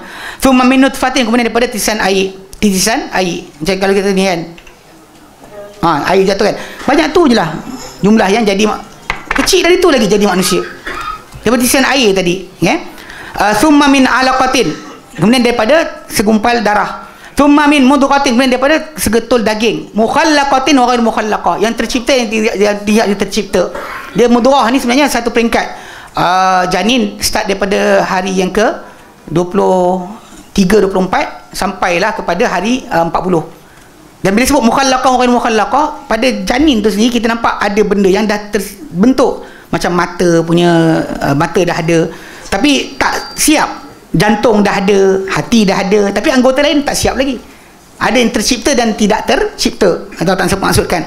Okey, linubayyina lakum, Allah kata ini untuk kami jelas kepada kamu. Wa nuqiru fil arhami ma nasha'u ila ajalin musamma, dan kami tetapkan dalam rahim itu apa kami kehendaki sampailah tempoh tertentu. Thumma nukhrijukum tifla, kami besar keluarkan kamu sebagai bayi. thumma litablughu asyuddakum, untuk kamu sampai umur kuat kamu, umur kuat. Umur asyuddah ni kalau ikut dua ayat sebagian ahli tafsir adalah 33 tahun. Ya, kemudian summa wa minkum man yutawaffa wa minkum man yuraddu ila ardhil umri. Ada kan kamu ni yang dimatikan awal. Ada pula ikan kalian yang dikembalikan sampai umur tu, umur renta. Supaya likaila ya'lama min ba'di ilmin syai'a, supaya dia tak tahu sesudah pengetahuan supaya dia tidak tahu daripada sesudah pengetahuan sesuatu. Mana ada tahu tiba-tiba jadi lupa, nyanyuk dan sebagainya. Ini adalah tabiat yang tak jadikan kepada ciptaan kita. Wa taral arda hamidatan, dan kau lihat bumi itu kosong, sunyi, sepi, kering kontang. Fa idza anzalna 'alaiha al-ma'a ihtazzat wa rabat wa ambatat min kulli zawjin bahij. Bila kami turun padanya air, dia bergetar dan kemudian dia mengembang dan dia menumbuhkan daripada segala jenis pasangan yang permai, pasangan yang indah. Ini pokok-pokok yang bermacam-macam. So semua tu Allah Ta'ala suruh kita tengok sebab nak fahamkan tak boleh bentuk random, tak sengaja, accidentally happen. Macam tadi ni, accidentally happen, tak ada siapa tulis, tiba-tiba jadi. Macam mana jadi tak tahu, tapi jadilah. Kan? Atau angin ke macam tulisan kan. Tu apa poster tu, zikir tu, tak siapa buat tu, tak sengaja. Kalau tak sengaja tak ada harga ke? Ni ada harga tu. Baik. Okey, baik. Begitu juga bila manusia memperhatikan alam maya ini, okey, yang begitu unik, ketika itu akan terserlah kepada mereka yang alam maya ini mempunyai Tuhan yang Maha Pencipta, yang menciptakan alam tersebut dengan penuh keunikan dan kehalusan. Allah firman dalam surah Ibrahim ayat 32-33. Allahu ladzi khalaqas samawati wal arda. Allah yang ciptakan seluruh langit dan juga bumi. Wa anzala minas samaa'i maa'a, diturunkan daripada langit air. Fa akhraja bihi minas samarati rizqan lakum, dan dikeluarkan dengannya daripada tanaman-tanaman sebagai rezeki untuk kalian. Wa sakharakumul fulka litajra fil bahri amrih, dan dia perjalankan untuk kamu kapal supaya dia berlayar di lautan dengan perintahnya. Wa sakharakumul anhar, dan dipergunakan untuk kamu akan sungai-sungai. Wa sakharakumul syamsa wal qamara da'ibain, dan dia pergunakan untuk kamu matahari dan bulan dalam keadaan silih berganti datang kepada kamu. Wa sakharakumul laila wan nahar, dipergunakan untuk kamu malam dan juga siang. Semua sekali adalah di antara aturan Allah yang sangat maha bijaksana. Lepas tu kita tak boleh buat dengan tanpa tak sengaja, datang dengan tanpa pengetahuan, tak sengaja jadi. Ini hujah ini untuk berdepan dengan orang-orang yang tak percayalah. Padahal percaya tak perlukan kita panjang tajuk ni. Okey, baik. Jenis-jenis dalil mengisbatkan rububiyah Allah Ta'ala. Terdapat beberapa dalil yang mengisbatkan rububiyah Allah Ta'ala. Antaranya adalah dalil fitrah. Okey, dalil pertama dalil fitrah. Antara bentuk dalil fitrah ialah kembalinya manusia ketika berada dalam keadaan kritikal, tengah kesakitan kan, terdesak dan hajat kepada pencipta yang maha tinggi. Tiba-tiba tak percaya Tuhan, selama hidup dia sakit keluar, oh my god. Ini kisah benar. Ada kata Joseph Lenin Stalin kan, kepala-kepala besar dalam tajuk komunisme, tak percaya Tuhan, tapi bila sakit keluar dari mulut mereka sebut Tuhan, oh Tuhan, oh Tuhan kan. Ini benda yang fitrah. Okay? Dia kata dia berlaku baik kepada ahli tauhid maupun orang musyrik. Perasaan berhajat kepada pencipta ketika berada di saat terdesak tersebut merupakan perkara fitrah. Ia menunjukkan manusia mengiktiraf dan merakui kewujudan Tuhan yang maha pencipta itu sendiri. Perasaan tersebut tidak dapat ditolak dengan begitu mudah. Memang akan terlafaz juga mulut dia. Okay. Surah Yunus ayat 12. Dan surah Yunus ayat 12 Allah nyatakan, Yunus 12 Allah nyatakan, wa idza massal insana durrun da'ana li jambih. Apabila menyentuh manusia ini kemudaratan, something yang mendesak dia pun seru kami dalam keadaan dia berbaring, au qa'id atau duduk, au qa'imah atau berdiri kan. Bila datang perkara yang membahayakan kita dan ketakutan, kesakitan, manusia ni akan berbaring, ingat berdoa kepada Allah Ta'ala, duduk, berdiri. Falamma kashafna anhu durrahu, bila kami singkap daripada dia kemudaratan yang dia kena, marraka allam yad'una ila durrim massah, dia berlalu seolah-olah dia tak doa kepada kami, menyeru kami kepada kemudaratan yang menyentuhnya. Kadzalika zuyina lil musrifina ma kanu ya'malun, demikianlah dihiaskan kepada orang-orang yang melampau apa yang mereka kerjakan. Nampak? Dia memang akan terkeluar, tapi last sekali dia lupa balik. Okey. Dan Allah firmankan dalam Quran dalam surah Zumar ayat ke-8. Wa idza massal insana durrun da'a rabbahu muniban ilaih. apabila menyentuh manusia ini kemudaratan, penyakit ke, kesusahan ke, dia menyeru Tuhannya dalam keadaan kembali kepada dia, kepada Tuhan. Thumma idza khawwalahu ni'matan minhu, bila Allah Taala alihkan, pusingkan untuk dia satu nikmat dari Allah Taala, selamatkan dia. Nasiya ma kana yad'u ilaihi min qabl, dia terlupa apa yang dia dahulu berdoa kepadanya. Kan? Saya tengok kadang ada orang time nak dapat kerja lah benda kan, wuduk, ya Allah. Wuduk punyalah apa? Isbar wuduk, satu rumah basah. Lepas dapat kerja, solat pun culas-culas. Kadang-kadang macam tu, dia macam tabi'i hati kita tu nak buat apa. Ada juga yang ngarut pergi jumpa bomoh lah. Cari ustazah ke, ustazah burung cendrawasih. Saya apa? Saya susah nak pergi berduga. Jumpa ustazah, alhamdulillah dapat kerja. Saya pergi. Saya tengok ingat tahun 2005, saya tengok dalam surat khabar. Surat khabar warta perdana. Warta perdana kan memang mengarut macam tu. Bomoh antarabangsa pun masuk dalam tu. Jadi cerita dia, sekali tu saya buka kan, tengah-tengah gambar tengah tu, perempuan pakai telekom pegang bangkai burung cendrawasih. Saya tahu siapa ingat tak ingat. Saya tak silap tak simpan surat khabar tu. Kau tak boleh tayang-tayang tuan-tuan sekalian. Okey, dia pegang. Lepas tu testimoni bawah.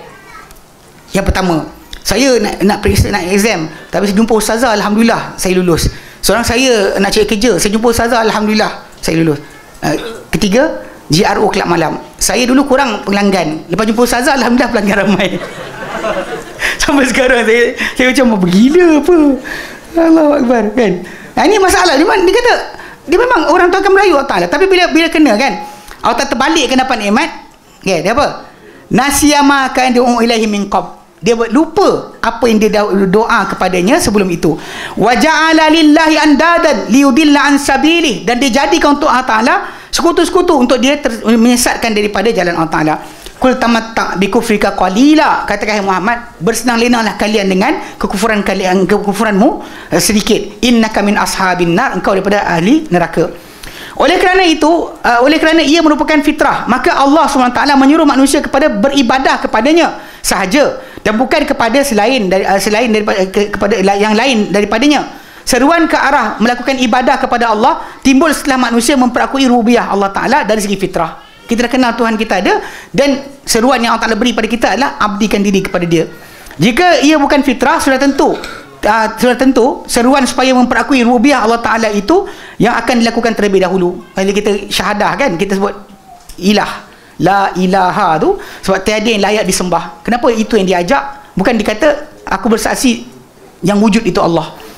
Macam saya ulang macam laisal mawjud illallah ni, ini bukan daripada tafsiran yang betul, tapi kita dengarlah kan, laisal mawjud illallah, laisal maksud illallah. Ada Ramadan kot saya ingat yang tu ya Latif, ya ujung tu lama tak buat kan, ada dia punya tu, dan kali dia letih benda sini, mesti sesat lama lah, banyak benda tu. Baik, firman Allah Ta'ala dalam Quran dan surah Anbiya 25, wa ma arsalna min qablika min rasulin, nanti kami utuskan sebelum engkau hai Muhammad sebarang rasul, illa nuhi ilaihi, kecuali kami wahyukan kepada rasul tersebut, annahu la ilaha illa ana, bahawa tiada ilah, tiada Tuhan yang layak disembah, tiada yang layak disembah kecuali aku. Fa'buduni, maka abdikan diri kepadaku. Ini seruan semua para anbiya. Dan Allah nyatakan dalam surah Ibrahim ayat ke-10, qalat rusuluhum, berkata rasul-rasul mereka. Ini pasal memang ada bangsa dunia ni yang diutus pada mereka rasul bukan seorang, kadang 3, kadang 4 kan. Macam contoh macam surah Yasin tu, wadrib lahum masalan ashabal qaryati izja'ahal, lama tak baca Yasin, tak ingat kan, izja'ahal mursalun. Memang datang ijaz musnai ni, fa'azna bi thalithin, datang mereka 2 rasul, kami kuatkan dengan 3 pula. So memang, jadi kat sini Allah Ta'ala beri peringatan. Dia kata qalat rusuluhum, berkata pada mereka rasul-rasul mereka, afillahi syakkun, adakah pada Allah Ta'ala sebarang keraguan? Adakah pada Allah Ta'ala sebarang keraguan? Fatiris samawati wal ardi, yang menciptakan seluruh langit dan juga bumi. Yad'ukum liyaghfira lakum min dunubikum, dia seru kamu semua untuk diampunkan untuk kalian semua dari dosa-dosa kalian. Wa yuakhirukum ila ajalin musamma, dan dia tangguhkan kalian sehingga tempoh tertentu. Kalau dengan kekufuran tadi, segera sangat pembinasaan berlaku. Dengan iman, ditangguhkan, diberikan masa oleh Allah Ta'ala untuk mereka dapat beribadat dan juga dapat bertaubat kepada Allah Ta'ala dengan baik. Qalu in antum illa basyarum mithluna. Mereka berkata, tiadalah kalian wahai rasul-rasul kecuali manusia seumpama kami. Turiduna an tasudduna amma kana ya'budu abauna. Kalian ingin untuk menyekat kami daripada apa yang disembah. Apa yang disembah oleh bapa-bapa kami. Okay? Fa'tuna bisultanin mubin. Datangkanlah kepada kami dengan autoriti atau bukti yang nyata. Sebenarnya balik pada asal memang diorang tahu adanya Tuhan, cuma diorang tak nak tinggalkan sembahan atau nenek mereka. Fitrah di sini ialah fitrah Islam, iaitu selamat daripada i'tikad yang batil dan menerima akidah yang sahih saja. Ini fitrah yang tak jadikan. Ia tidak bermaksud sebaik saja manusia keluar daripada perut ibu dia terus menjadi ahli tauhid. Itu kan maksud itu. Mana maksud dia ketika pembesaran tadi dia akan nampak macam-macam, tapi sebenarnya diri dia faham mana betul mana salah. Semata-mata kerana dia sudah mengenal Tuhannya. Tak, bukan macam tu. Hal tersebut kerana manusia keluar daripada ibu mereka dalam keadaan tidak tahu apa-apa. Allah firman dalam surah An-Nahl ayat 78, a'udzubillahi minasyaitonirrajim, wallahu akhrajakum min butuni ummahatikum la ta'lamuna syai'a. Allah yang keluarkan kamu dari perut ibu-ibu kamu, kamu tidak tahu apa-apa. Kamu tak tahu apa-apa. Wa ja'alakumus sam'a wal absar wal afidah. Namun dijadikan untuk kamu pendengaran, penglihatan dan fuad, hati atau akal. Yang tujuan 3 alat tadi, alat belajar. La'allakum tashkurun, moga kamu akan bersyukur. So keluar dari perut ibu tak tahu apa-apa. Bukan maksud dia bila kita dah persaksian dah diambil Al-A'raf tadi kan, bersaksi depan Allah Ta'ala dah ambil. Tapi bila kita lahir, kita kena proses yang sama dengan orang lain, perlu belajar. Alat belajar diberikan dan dari situ kita akan mengenal Allah Subhanahu Wa Ta'ala. Dan dia kata sini, fitrah di sini adalah fitrah yang mewajibkan manusia menerima Islam sebagai pegangan hidup, mengenal pencipta, memperakui dan mengasihinya. Hal ini sesuai dengan hadis riwayat Abu Hurairah radhiyallahu anhu yang menjelaskan Rasulullah SAW telah bersabda, ma min mauludin illa yuladu ala fitrati. Tidak ada anak dilahirkan kecuali di atas fitrah. Semua di atas Islam. Mana tahu Islam? Sebab fa abawahu yuhawidanihi, maka dua ibu bapanya lah yang meyahudikannya, au yunassiranihi atau menasranikannya, au yumajjisani atau memajusikannya. Yang asal adalah Islam. Ini yang dalil bahawa fitrah bukan suara hati. Fitrah adalah Islam. Lawan kepada Yahudi, Nasrani, Majusi adalah Islam. Okey. So ini yang bahagian A pertama, itu dalil fitrah. Okey. B, dalil hissi. Ini cara Quran tunjukkan juga. Dalil hissi, dalil yang dapat dipegang, sesuatu yang boleh gapai, perceivable things. Dia kata Allah Taala berdoa, manusia berdoa kepada Allah. Manusia berdoa kepada Allah dan doa mereka diperkenankan oleh Allah Ta'ala. Ini merupakan satu bentuk dalil hissi. Kita minta, Allah bagi. Minta, Allah bagi. Kadang-kadang benda macam ni, kadang-kadang boleh kata semua orang dapat. Cuma sedar tak sedar, ingat tak ingat je. Banyak orang kadang-kadang dilupa. Dia pernah, ya Allah aku sekian, Allah Ta'ala bantu. Allah Ta'ala bantu dan tolong. Okay? Pada zaman Rasulullah SAW dahulu, seorang Arab pendalaman menemui baginda SAW pada hari Jumaat ketika baginda sedang menyampaikan khutbah Jumaat. Arab tersebut menyatakan segala harta telah musnah dan segala jalan telah tertutup. Berdoalah kepada Allah agar bantu kami. Dia datang jumpa Nabi tengah khutbah, dia kata, ya Rasulullah, habis tanaman, mati binatang. Kan doa Allah Ta'ala untuk turunkan hujan pada kami. Yeah? Dia kata, berdoa sekian. Kata Anas bin Malik kata, demi Allah, ketika itu di langit tidak ada awan dan tidak ada kepingan awan sikit pun, tak ada secepis awan pun di langit, cerah. Yang kita kat Malaysia tak perasan, kalau tuan-tuan pergi tanah Arab memang biasa, angkat kepala tak ada awan. Musim-musim tak ada awan. Kita kat Malaysia asyik ada awan kan, anak bulan pun tak nampak. Okay. Jadi bila kita kata kat sini dia kata tak ada awan sedikit pun. Anas kata, demi Allah tak ada sebab awan sikit awan. Tidak juga terdapat antara kami yang dengan kami bukit. Tak ada bukit, tak ada, kami lapang, kosong. Kalau belakang bukit nampak ke ada awan? Tak ada, kosong. Okey. Dia kata antara kami dengan bukit sila sebarang awan. Tak ada, belakang bukit pun tak ada sebarang awan di antara diorang dengan bukit tersebut. Dan dia kata apa? Okey, di atas mana-mana sebuah rumah tak ada pun, rumah-rumah pun tak ada sebarang awan di atas sebarang rumah. Selepas Rasulullah SAW berdoa, tiba-tiba muncul awan, tidak ubah seperti perisai. Macam perisai besar, dia kata tinggi di atas langit. Ia mula berkembang, mengeluarkan suara guruh dan kilat, dan tak lama kemudian hujan pun turun. Rasulullah SAW tidak turun dari mimbar, melainkan air hujan telah menitis daripada janggut baginda SAW. Jadi depan-depan waktu tu juga kita doa, Allah Ta'ala berikan. Ini kalau kita minta, kalau tak ada macam mana mungkin dia berikan. Mungkinlah cerita saya share pengalaman peribadi. Tuan-tuan mungkin ada, tapi ini saya contoh saya bagikan. Pernah sekali saya naik motor, minyak nak habis, tapi saya tak perasan naik Bukit Tungku, turun bawah nak pergi ke bulatan Jalan Tun Razak. Sampai tengah jalan tu minyak habis, saya tak jalan dah. Jadi jalan goncang-goncang motor, jalan sampai dekat atas. Kalau naik flyover, kita masuklah jalan Tun Razak, bawah pergi Sentol. Betul, ada hotel kan, Pegadaian Pasifik kita pasang hotel tepi tu. Ketika tu saya kata, ya Allah, aku tak boleh buat apa dah, ya tolonglah. Setiap macam tu je. Terus saya pergi berhenti tepi hotel tu, bawah tu.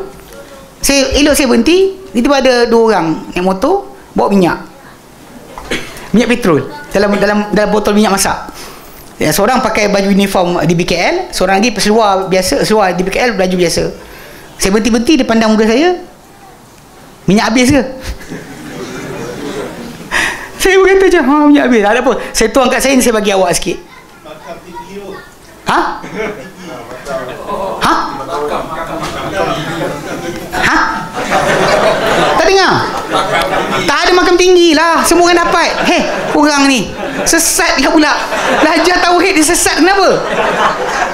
Allah Ta'ala beri pada siapa sahaja, tak pernah Allah Ta'ala letakkan syarat. Cuma anda kadang-kadang terlupa. Kita lupa, kepala kita mula-mula ingat apa? Abah, kan duit tak ada ni, telefon abah lah. Kita terbiasa macam tu. Ini kat tepi jalan tu nak cek mana, nak pusing ke belah sana, stesen minyak jauh. Naik atas flyover tu, confirm mati atas tu. Dan motor besar pula, jenuh nak nyorong. Apa buat? Doa, ya Allah. Kalau sampai-sampai orang tu bagi minyak. Okey, apa kebarang kalian saya dapat bantuan waktu tu. Ini saya cerita ni bukan akad makam.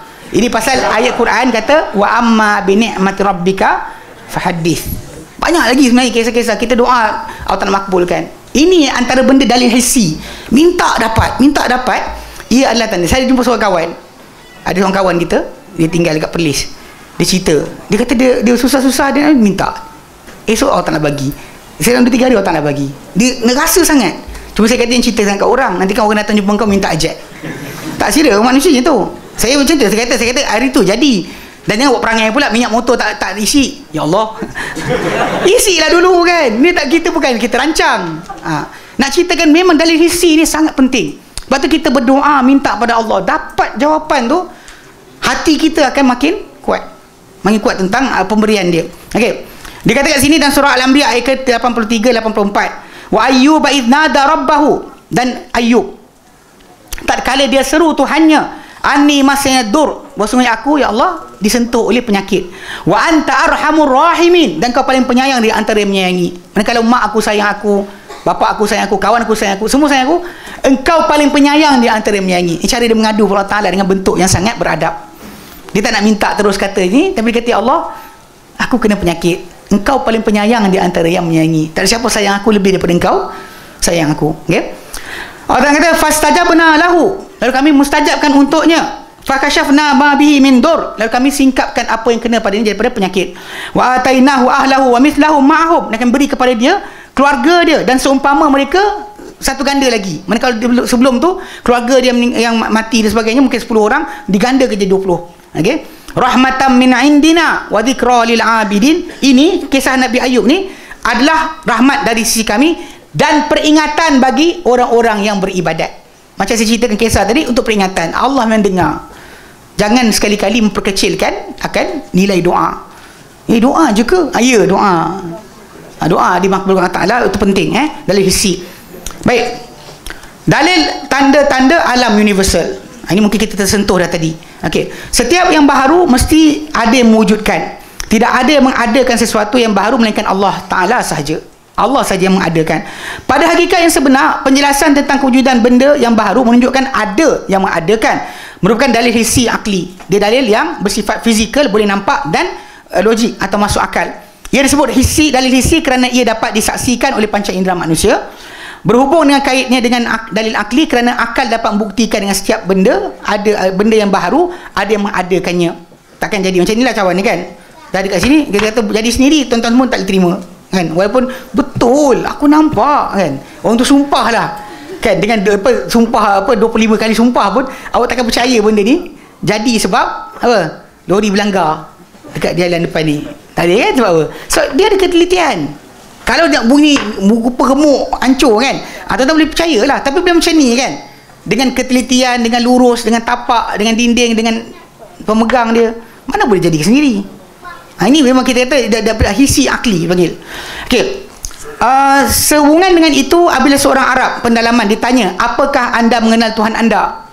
Okey, dia boleh menjawab, kesan perjalanan tunjuk kepada kewujudan perjalanan itu sendiri. Bila kita nampak jejak, kita jalan, nampak jejak tapak kaki binatang, tunjukkan ada perjalanan berlaku. Tahi unta menunjuk kepada ada unta. Kan tengok tahi, kalau ada tahi, takkan unta tak ada. Kata mana tahi ni? Entah. Mestilah ada untanya. Langit yang mempunyai bintang-bintang, bumi yang mempunyai gunung ganang, lautan mempunyai ombak, tidakkah kesemua itu menunjukkan kepada kewujudan Tuhan yang maha mendengar lagi maha melihat? Soalan dia tanya balik, takkan itu tak tunjukkan kita? Mestilah yang semua ni lebih rumit banding kita. Allah sebut antum asyaddu khalqan amis sama. Adakah kamu lebih payah ciptaan ataupun langit? Langit tu lagi rumit sebenarnya. Kita je rasa macam best, macam kita lah yang paling best kan. Ni tak boleh pun. Baik, korang ke aku. Baik. Baik, okey. Jadi maksud dia kata Arab tadi kan, dia kata Arab pedalaman berkenaan, Arab Badui telah mengaitkan peristiwa besar yang berlaku di alam maya dan kewujudan Tuhan yang Maha Agung. Direct je. Kan nampaknya tak faham lagi. Dia bagi dia. Selain itu terdapat juga penjelasan berkait dengan perkara lain selain daripada kewujudan Tuhan dalam peristiwa yang berlaku itu. Misalnya turun hujan membuktikan rahmat Tuhan. Okay, manakala kemarau panjang, peperangan dan ketakutan menunjukkan kepada kewujudan kemurkaan Tuhan. Kita kan ada automatik dalam diri kita ni tu. Gempa bumi, kita terus tahu benda ni ada, benda yang kita salah kita buat. Dapat nikmat banyak, Tuhan sayang kita. Benda tu automatik akan terkait. Walaupun kita tahu dua-dua ujian Allah Ta'ala, baik dan buruk tu Allah Ta'ala kitarkan kepada kita tanpa sebarang sekatan. Kita baik ke, kita buruk ke, sama aja. Hatta Nabi sebut dalam hadis yang sahih, asyadun nasi bala'an al-anbiya. Manusia paling teruk kena bala adalah para nabi. Thummal amsal fal amsal. Orang terbaik lepas tu orang terbaik. Yang bayangkan bahawa bila kita bertakwa, beriman, tak ada musibah kena pada kita. Sangat salah. Okay? Dia kata antara ayat berkait tanda ayat alam universal yang berkait dengan penciptaan alam adalah firman Allah SWT dalam Quran dalam surah Fussilat ayat 37. Allah Ta'ala nyatakan, wa min ayatihil lail wan nahar. Di antara tanda-tanda bukti-bukti Allah Ta'ala adalah malam dan siang. Wasyamsu wal qamar, matahari dan juga bulan. La tasjudu lisyamsi wala lil qamar. Jangan kamu sujud kepada matahari, tidak juga kepada bulan. Wasjudu lillahi alladhi khalaqahunna. Sujudlah kamu semua kepada Tuhan, Allah yang menciptakannya. In kuntum iyyahu ta'budun. Kalau kamu semua akan Allah Ta'ala itu yang kalian sembah. Kalau kamu semua sembah saya Allah Ta'ala dan tak ada cakap apa. Okey. Allah Ta'ala firmankan surah Ar-Rum ayat 22-25, wa min ayatihi khalqus samawati wal ardi wa ikhtilaful alsinatikum wa alwanikum. Di antara tanda-tanda Allah Ta'ala adalah penciptaan seluruh langit dan juga bumi dan perbezaan lidah-lidah kamu dan warna-warna kamu. Inna fi dzalika laayatil lil alamin. Sebenarnya pada perkara itu ada ayat tanda untuk alam semesta, untuk semua sekalian alam. Wa min ayati manamukum bil laili wan nahar. Dan di antara tanda-tanda kebesaran Allah Ta'ala adalah tidur kamu pada malam dan juga siang. Wa ibtigha'ukum min fadlihi. Dan pencarian kamu akan kelebihan Allah Ta'ala. Tidur pada malam, siang pencarian rezeki. Inna fi dzalika laayatil liqaumin yasma'un. Sehingga pada perkara itu ada tanda-tanda untuk kaum yang mendengar. Wa min ayati yurikumul barqa khaufan wa tama'a. Dan di antara tanda-tanda kebesaran Allah Ta'ala adalah memperingatkan kamu kilat. Dan dalam keadaan apa? Menggerunkan dan menjadikan kalian rasa nakkan hujan. Dia dengar bunyi, kan ada suara orang macam alhamdulillah nak hujan. Macam tu. Khaufan bimbang, tapi tama'a inginkan. Wa yunazzilu minas sama'i ma'an. Lalu diturunkan daripada langit air. Fayuhyi bihil arda ba'da mautiha. Lalu dihidupkan bumi selama mana dia mati. Inna fi dzalika laayatil liqaumin ya'qilun. Sehingga pada perkara itu ada tanda-tanda untuk kaum yang berakal. Wa min ayati an taqumas sama' wal ardu bi amrih. Dan di antara tanda-tanda kebesaran Allah Ta'ala adalah tertegaknya langit dan juga bumi dengan perintahnya. Kan semua sekali yang di langit, semua di bumi, semua bergerak dan juga teratur dengan perintah Allah Taala. Thumma idza da'akum da'watan minal ardi, kemudian nanti Allah Taala akan, hari akhir nanti Allah Taala akan panggil kamu satu seruan pada bumi, idza antum takhrujun, tiba-tiba kamu semua akan keluar daripada kubur masing-masing. Okey, tu dalil berkenaan dengan dalil hissi, akli. Itu dalil tanda universal. Okey, dalil syarak pula. Dalil syarak yang dapat dilihat dan firman Allah Ta'ala, okay? Dalil syarak yang Allah Ta'ala berikan, antara contohnya apa yang beri kepada Musa AS, surah Asy-Syu'ara ayat 16 sampai 33. Allah Ta'ala nyatakan, fa'tiya fir'auna, engkau hai Musa dan Harun, datanglah kamu berdua kepada Fir'aun. Faqula, maka katalah kamu berdua, inna rasul rabbil alamin, so kami adalah utusan Tuhan sekalian alam. An arsil ma'ana bani Israel, hendak engkau lepaskan bersama-sama kami Bani Israel. Okay? Qala alam nurabbika fina walida, Fir'aun jawab, adakah tidak kami bela engkau hai Musa di tengah-tengah kami sebagai anak kecil, walabista fina min umrika sinin, engkau tinggal di tengah-tengah kami daripada umur engkau beberapa tahun, wa fa'alta fa'lataka allati fa'alta, dan kau buat perbuatan kau yang kau buat, yang ini pembunuhan yang Musa tumbuk orang tu mati kat dalam pasar. Okay. Wa anta minal kafir, engkau daripada orang yang ingkar akan kufur nikmat, kau kufur akan apa benda yang kami beri pada engkau. Qala fa'altuha idzan wa ana minadh dhallin, Musa kata, aku telah buat perkara itu, kalau macam tu aku telah tersesat ketika aku buat benda berkenaan. Wa fa farartu minkum, lalu aku lari daripada kalian, lamma khiftukum, apabila aku bimbang akan kalian nak bunuh aku, fa wahabali rabbi hukman wa ja'alni minal mursalin, lalu Tuhanku kurniakan kepada aku hukman, kebijaksanaan dan juga wahyu, wa ja'alani minal mursalin, dijadikan aku di kalangan para utusan.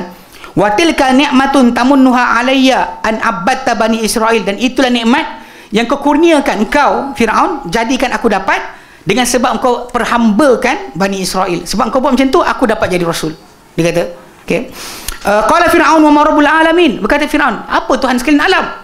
Qala rabbus samawati wal ardi wa ma bainahuma, berkata Musa alaihissalam, Allah tu Tuhan, Rabbul alamin tu adalah Tuhan seluruh langit dan juga bumi dan apa di antara kedua-duanya, in kuntum muqin, jika kalian orang-orang yang yakin. Ni Kang, saya tak nak berhenti je.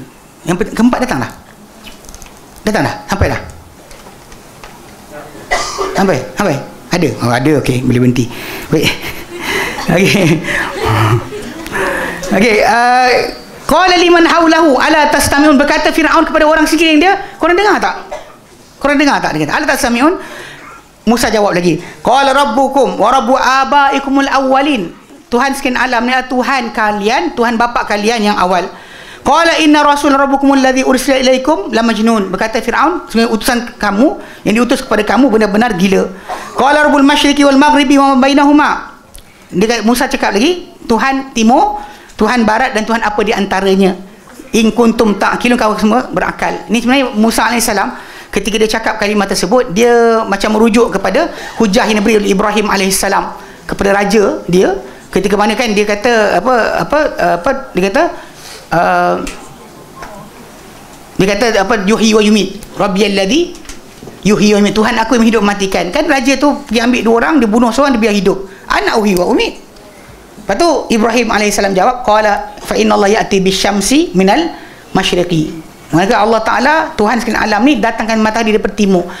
Kalau kau Tuhan juga, fa'ti biha minal maghrib, datangkan dari barat, fabuhital ladzi kafar, terdiamlah orang-orang kafir. Macam ni juga Musa bagi satu-satu dengan, last kali bagi dengan timur dan barat. Kalau kau Tuhan juga, terbalik kan. Itu realiti yang dikata-kata dia. Baik, qala la in ittakhasta ilahan ghairi la aj'alannaka minal masjunin, berkata Firaun, kalau engkau ambil Tuhan selain aku pasti jadikan engkau di kalangan orang yang dipenjara. Qala awalau ji'tuka bi syai'in mubin, Musa kata, takkan kalau kau nak siksa aku juga kalau aku datang kau dengan bukti yang nyata. Qala fa'ti bihi in kunta minas sadiqin, Firaun kata, datangkan bukti itu kalau kau benar. Fa'alqa asahu, lalu Musa alaihissalam campak tongkatnya, fa idza hiya thu'banun mubin, tiba menjadi ular yang sangat nyata. Wa naza'a yadahu, dan dia tarik tangan dia, kepit tangan dia kemudian buka kan. Fa idza hiya baydha'u lin-nazir, tiba-tiba dia menjadi putih bagi orang yang melihat. Kita letak sini tarik masam, Musa alaihissalam dia letak sini tarik bercahaya. Okey, surah Asy-Syu'ara ayat 33 tu, belakang tu terlebih ayat tu kena buang, yang garis yang lebih tu Dia sampai 33 je.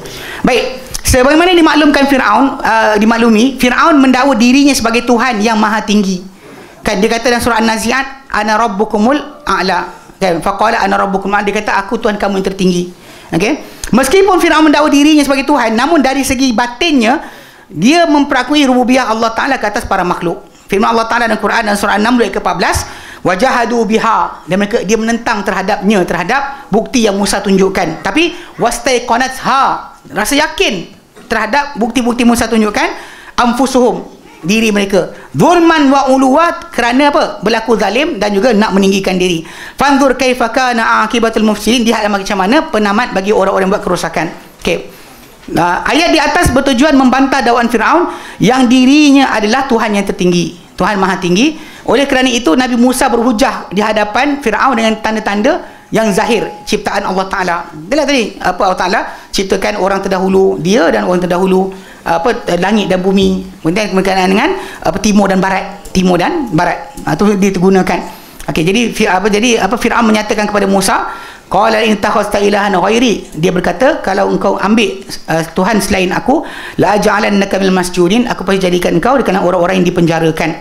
Okey, Firaun tetap dengan pendirian dan kedegilannya. Lantas Nabi Musa alaihissalam menunjukkan dua tanda kebesaran Allah Ta'ala yang dikurniakan kepada baginda, iaitu pertama penukaran tongkat Musa alaihissalam menjadi ular besar, kedua mengeluarkan tangan bercahaya putih. Jika ia bukan termasuk daripada perkara yang dikehendaki oleh Nabi Musa, jika ia bukan termasuk ke dalam perkara yang dikehendaki oleh Nabi Musa alaihissalam dan membatalkan dakwaan Firaun, sudah tentu baginda tak menunjukkan kepada Firaun. Tak tunjuklah, kenapa nak tunjukkan juga tangan tadi, kecuali untuk batalkan hujah yang dibawa oleh Firaun. Firaun tak nak mengaku, dia ini bukti aku. Ini bukti syar'i dia panggil. Okey. Firman Allah Taala dalam Quran dan surah Asy-Syu'ara ayat 30, qala awalau ji'tukum bi syai'in mubin, katakan qala, dia kata, adakah jika kau nak siksa aku juga, kan, nak penjara aku juga, sekalipun aku datang kepada engkau dengan bukti, dengan sesuatu yang nyata. Okey. Itu yang keempat. Okey, yang terakhir adalah berkaitan dengan dalil akli. Dan Al-Quran juga Allah Ta'ala tunjukkan untuk kita faham rububiyah Allah Ta'ala. Dari segi dalil akli, ia adalah persoalan adakah kewujudan alam maya ini dengan sendiri atau secara kebetulan. Jika dikatakan kewujudan alam maya ini berlaku secara sendiri, maka jawapannya ia adalah sesuatu yang mustahil menurut akal. Akal kita tak terima. Kan kalau dia kata alam semesta, cawan ni pun tak terima. Macam mana nak alam semesta? Tulisan ni pun tak boleh terima dibuat jadi sendiri. Dengan apa idea sekalipun tak boleh kita terima. Macam mana kita jadi nak kata tak ada untuk alam semesta lagi dahsyat? Okey, dia kata kerana pada asalnya ia benda yang tidak wujud, dia tak ada baru ada. Okey, benda yang tak wujud bukan dikira sebagai sesuatu sehingga ia diwujudkan. Benda tak ada, selagi tak ada dia takkan dikira sewujud selagi tak wujud. Jika dikatakan ia wujud secara kebetulan, jawapan juga mustahil. Hal ini tersebut kerana peralatan yang dapat dilihat seperti kapal terbang, roket, kereta, peralatan dan seumpamanya tidak pernah wujud secara kebetulan. Kan mana boleh ni kebetulan, ni kebetulan, cat dinding ni kebetulan, tak ada siapa. Tak boleh terima. Okey. Jika begitu keadaannya, begitu jugalah dengan bukit bukau, gunung ganang, matahari, bulan, bintang, pokok, batu, tanah, lautan dan sebagainya. Kesemuanya tak mungkin wujud secara kebetulan. Bahkan ada sistem alam ni sangat unik. Macam kitaran air, kitaran karbon dioksida, kitaran semua sekali benda tu adalah satu benda yang Allah aturkan, menunjukkan kepada kita ada dengan aturan tersendiri. Bulan kan datang ujung bulan dia jadi sabit. Nanti jadi kembang, jadi balik. Kemudian dia jadi patah balik. Kan? Ada kan urjunil qadim kan? Macam disebut dalam surah Yasin. So basically memang ada aturan, dia tak ada sendiri. Bahkan tiap-tiap bulan dia akan cycle dia kembali balik. Okay? Semua ni menunjukkan benda tu tak mungkin jadi secara kebetulan. Golongan Samniyah daripada India pernah menemui Abu Hanifah. Mereka berdebat dengan Imam Abu Hanifah tentang pengisbatan rububiyah Allah. Imam Abu Hanifah merupakan antara ulama yang pintar pada zaman tersebut. Beliau minta mereka datang selepas sehari atau 2 hari selepas itu. Setelah itu mereka datang dan berkata, apa yang Tuan ingin katakan? Imam Abu Hanifah menjawab, aku sedang memikirkan tentang sebuah kapal yang syarat dengan barang-barangan dan rezeki menempuh gelombang lautan sehingga sampai ke pelabuhan. Ia menurunkan para penumpangnya dan kemudian dia berlalu pergi. Kapal tu yang buat kerja ni tidak mempunyai nakhoda maupun para pekerja. Semua dia buat sendiri, automatik. Kita tahu dia start kan automatik. Dah, kalau dia kata orang zaman, tapi ustaz zaman sekarang boleh je kan, kereta tanpa pemandu jalan kan. Tapi sistem tu boleh jadi sendiri ke? Kalau tak pasang, tiba-tiba kereta tu pecah mata jadi sendiri kan. Bila je kereta awak jadi macam ni, boleh bawa sendiri bila jadi? Tak, tiba-tiba je. Mana boleh? Sistem tu kena buat, ada orang buat. Kita kena komputer programmer kan, dia kata program, macam orang kata apa, artificial intelligence. Dia kata kononnya benda tu fikir sendiri, beri jawapan sendiri.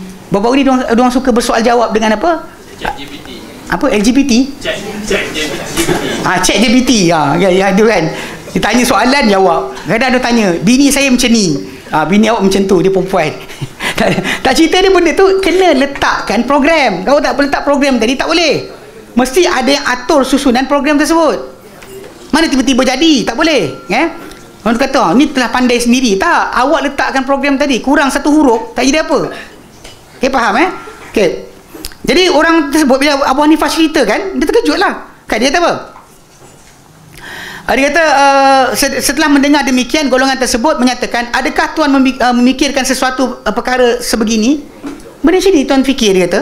Jawab Abu Hanifah, ya. Mereka kata, kalau begitu Tuan memang tidak punya akal. Boleh ke diterima akal kapal itu berlabuh pelabuhan tanpa nakhoda, menurunkan penumpang dan berlalu pergi begitu saja? Ini sesuatu yang tak dapat diterima akal. Imam Abu Hanifah berkata, kenapa anda sekalian tidak memikirkan perkara ini, tetapi boleh memikirkan tentang langit, matahari, bulan, bintang, gunung, pokok, binatang dan manusia tanpa ada pencipta? Sedangkan sistem kita lebih rumit banding kereta autonomous. Kalau anda kata kereta lah, kapal ke, kita lagi rumit. Macam mana kita boleh tak terima benda terjadi sendiri, kita jadi sendiri? Ini realiti yang kita kata pelik. Mereka mulai sedar yang Imam Abu Hanifah sebenarnya menempelak akal-akal mereka, dan mereka tidak dapat menjawab soalan yang dikemukakan oleh Imam Abu Hanifah tersebut. Akal sebenarnya dapat membuktikan kewujudan Allah Ta'ala, kepersendirian Allah Ta'ala dalam rububiyah. Akal kita faham, tak boleh ada pentadbir dua. Kalau dua pentadbir, masalah. Dua-dua Tuhan, tak boleh. Akal kita pun faham.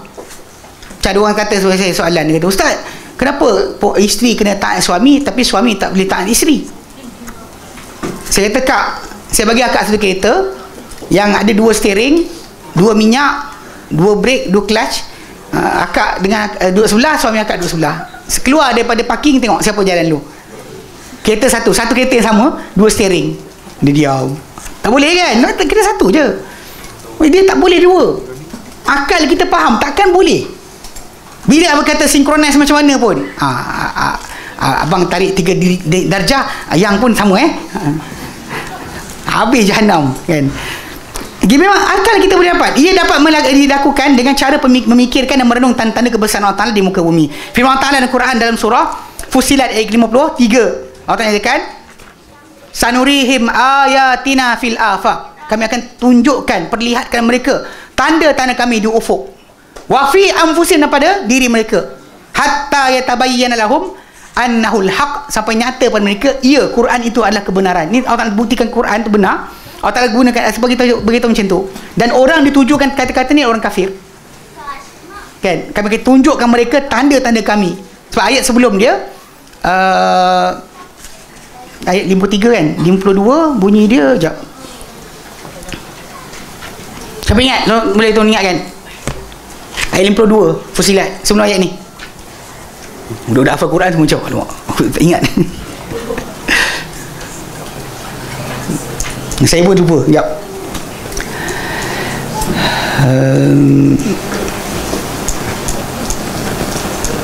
Qul ara'aytum in kana min indillah, katakan Muhammad, kalau sekiranya Quran itu daripada Allah Ta'ala, thumma kafartum, bika kamu kufur terhadapnya, terhadap Quran.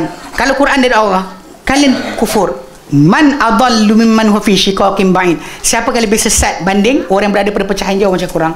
Allah Ta'ala kata ayat ni, sanurihim ayatina, kami akan lihatkan mereka, hai Muhammad, bukti-bukti kami, fil afaq wi ufuq, wa fi anfusihim, pada diri mereka, hatta yatabayyan lahum annahul haq, sampai nyata pada mereka ialah kebenaran. Awal yakfi bi rabbika annahu ala kulli syai'in syahid, adakah tak madai dengan Tuhanmu bahawa dia atas setiap sesuatu amat-amat amat menyaksikan. Okey. Perkara bertentangan, saya berhenti sampai itu sampai muka surat 127 ahli kalam tu saya tak masuk. Perkara bertentangan dengan tauhid rububiyah. Perkara bertentangan tauhid rububiyah adalah aliran ilhad. Ialah aliran ilhad yang tak percaya, atheism.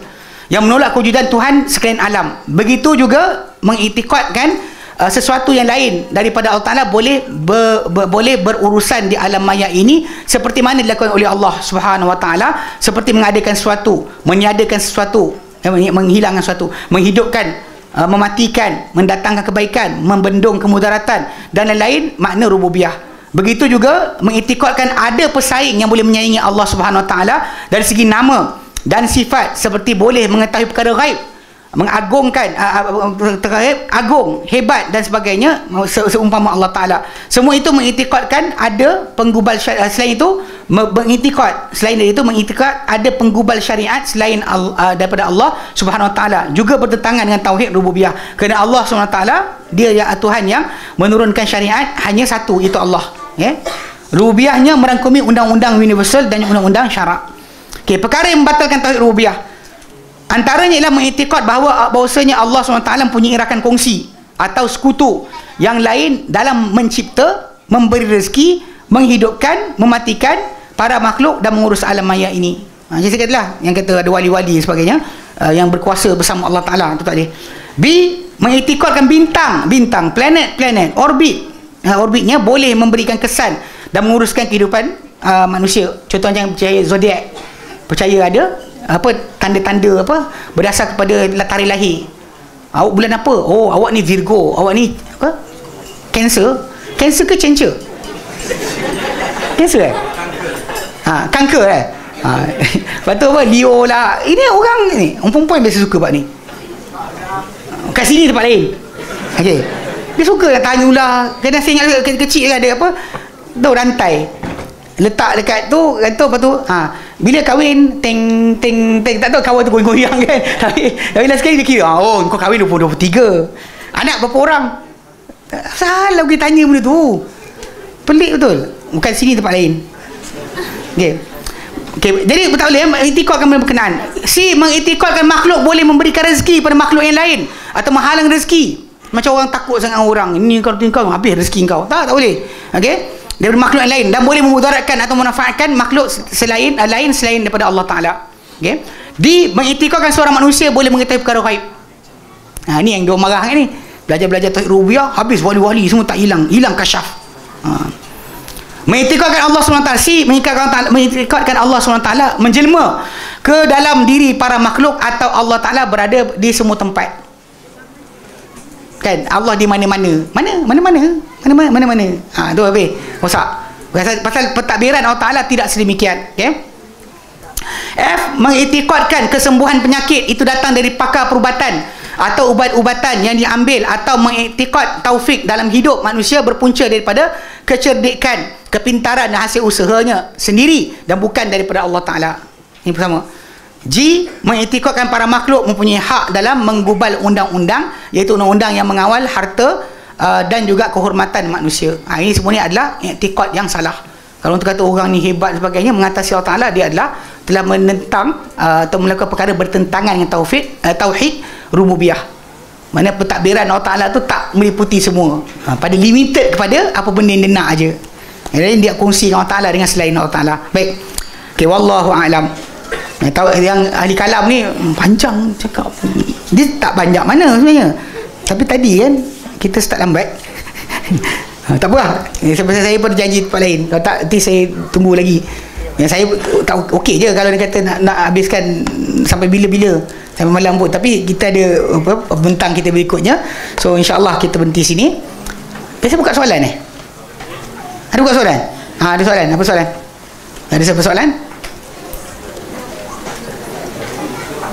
5, 4, 3, 2, 1. Tak ada apa? Ada? Tak ada? Alhamdulillah, semua alhamdulillah. Okey, jadi insya-Allah pasal benda ni akan ada 2 hari kan, hari ni dan besok. So besok insya-Allah kita jumpa lagi. Besok saya akan ambil bab ke-6. So kalau sesiapa yang ada soalan ke benda, boleh simpan dulu ke besok tanya pun tak apa. Baik. Ustaz kita pun besok ada kan? Ustaz Hasan kan besok? Ada. Dia ada tak? Boleh simpanlah siapa yang ada soalan. Kalau akak-akak rasa malu nak soal, tulis. Kan? Bila benda tu tak difahami, saya tulis. Okey, baik. Wallahu a'lam wa sallallahu ala Muhammadin. Abang tak payah, dia lama dah, dia tua. Dia lama dah kita jumpa. Wallahu a'lam wa sallallahu ala Muhammadin wa alhamdulillahi rabbil alamin. Subhanakallahumma wa bihamdika asyhadu an la ilaha illa anta astaghfiruka wa atubu ilaik. Assalamualaikum warahmatullahi wabarakatuh.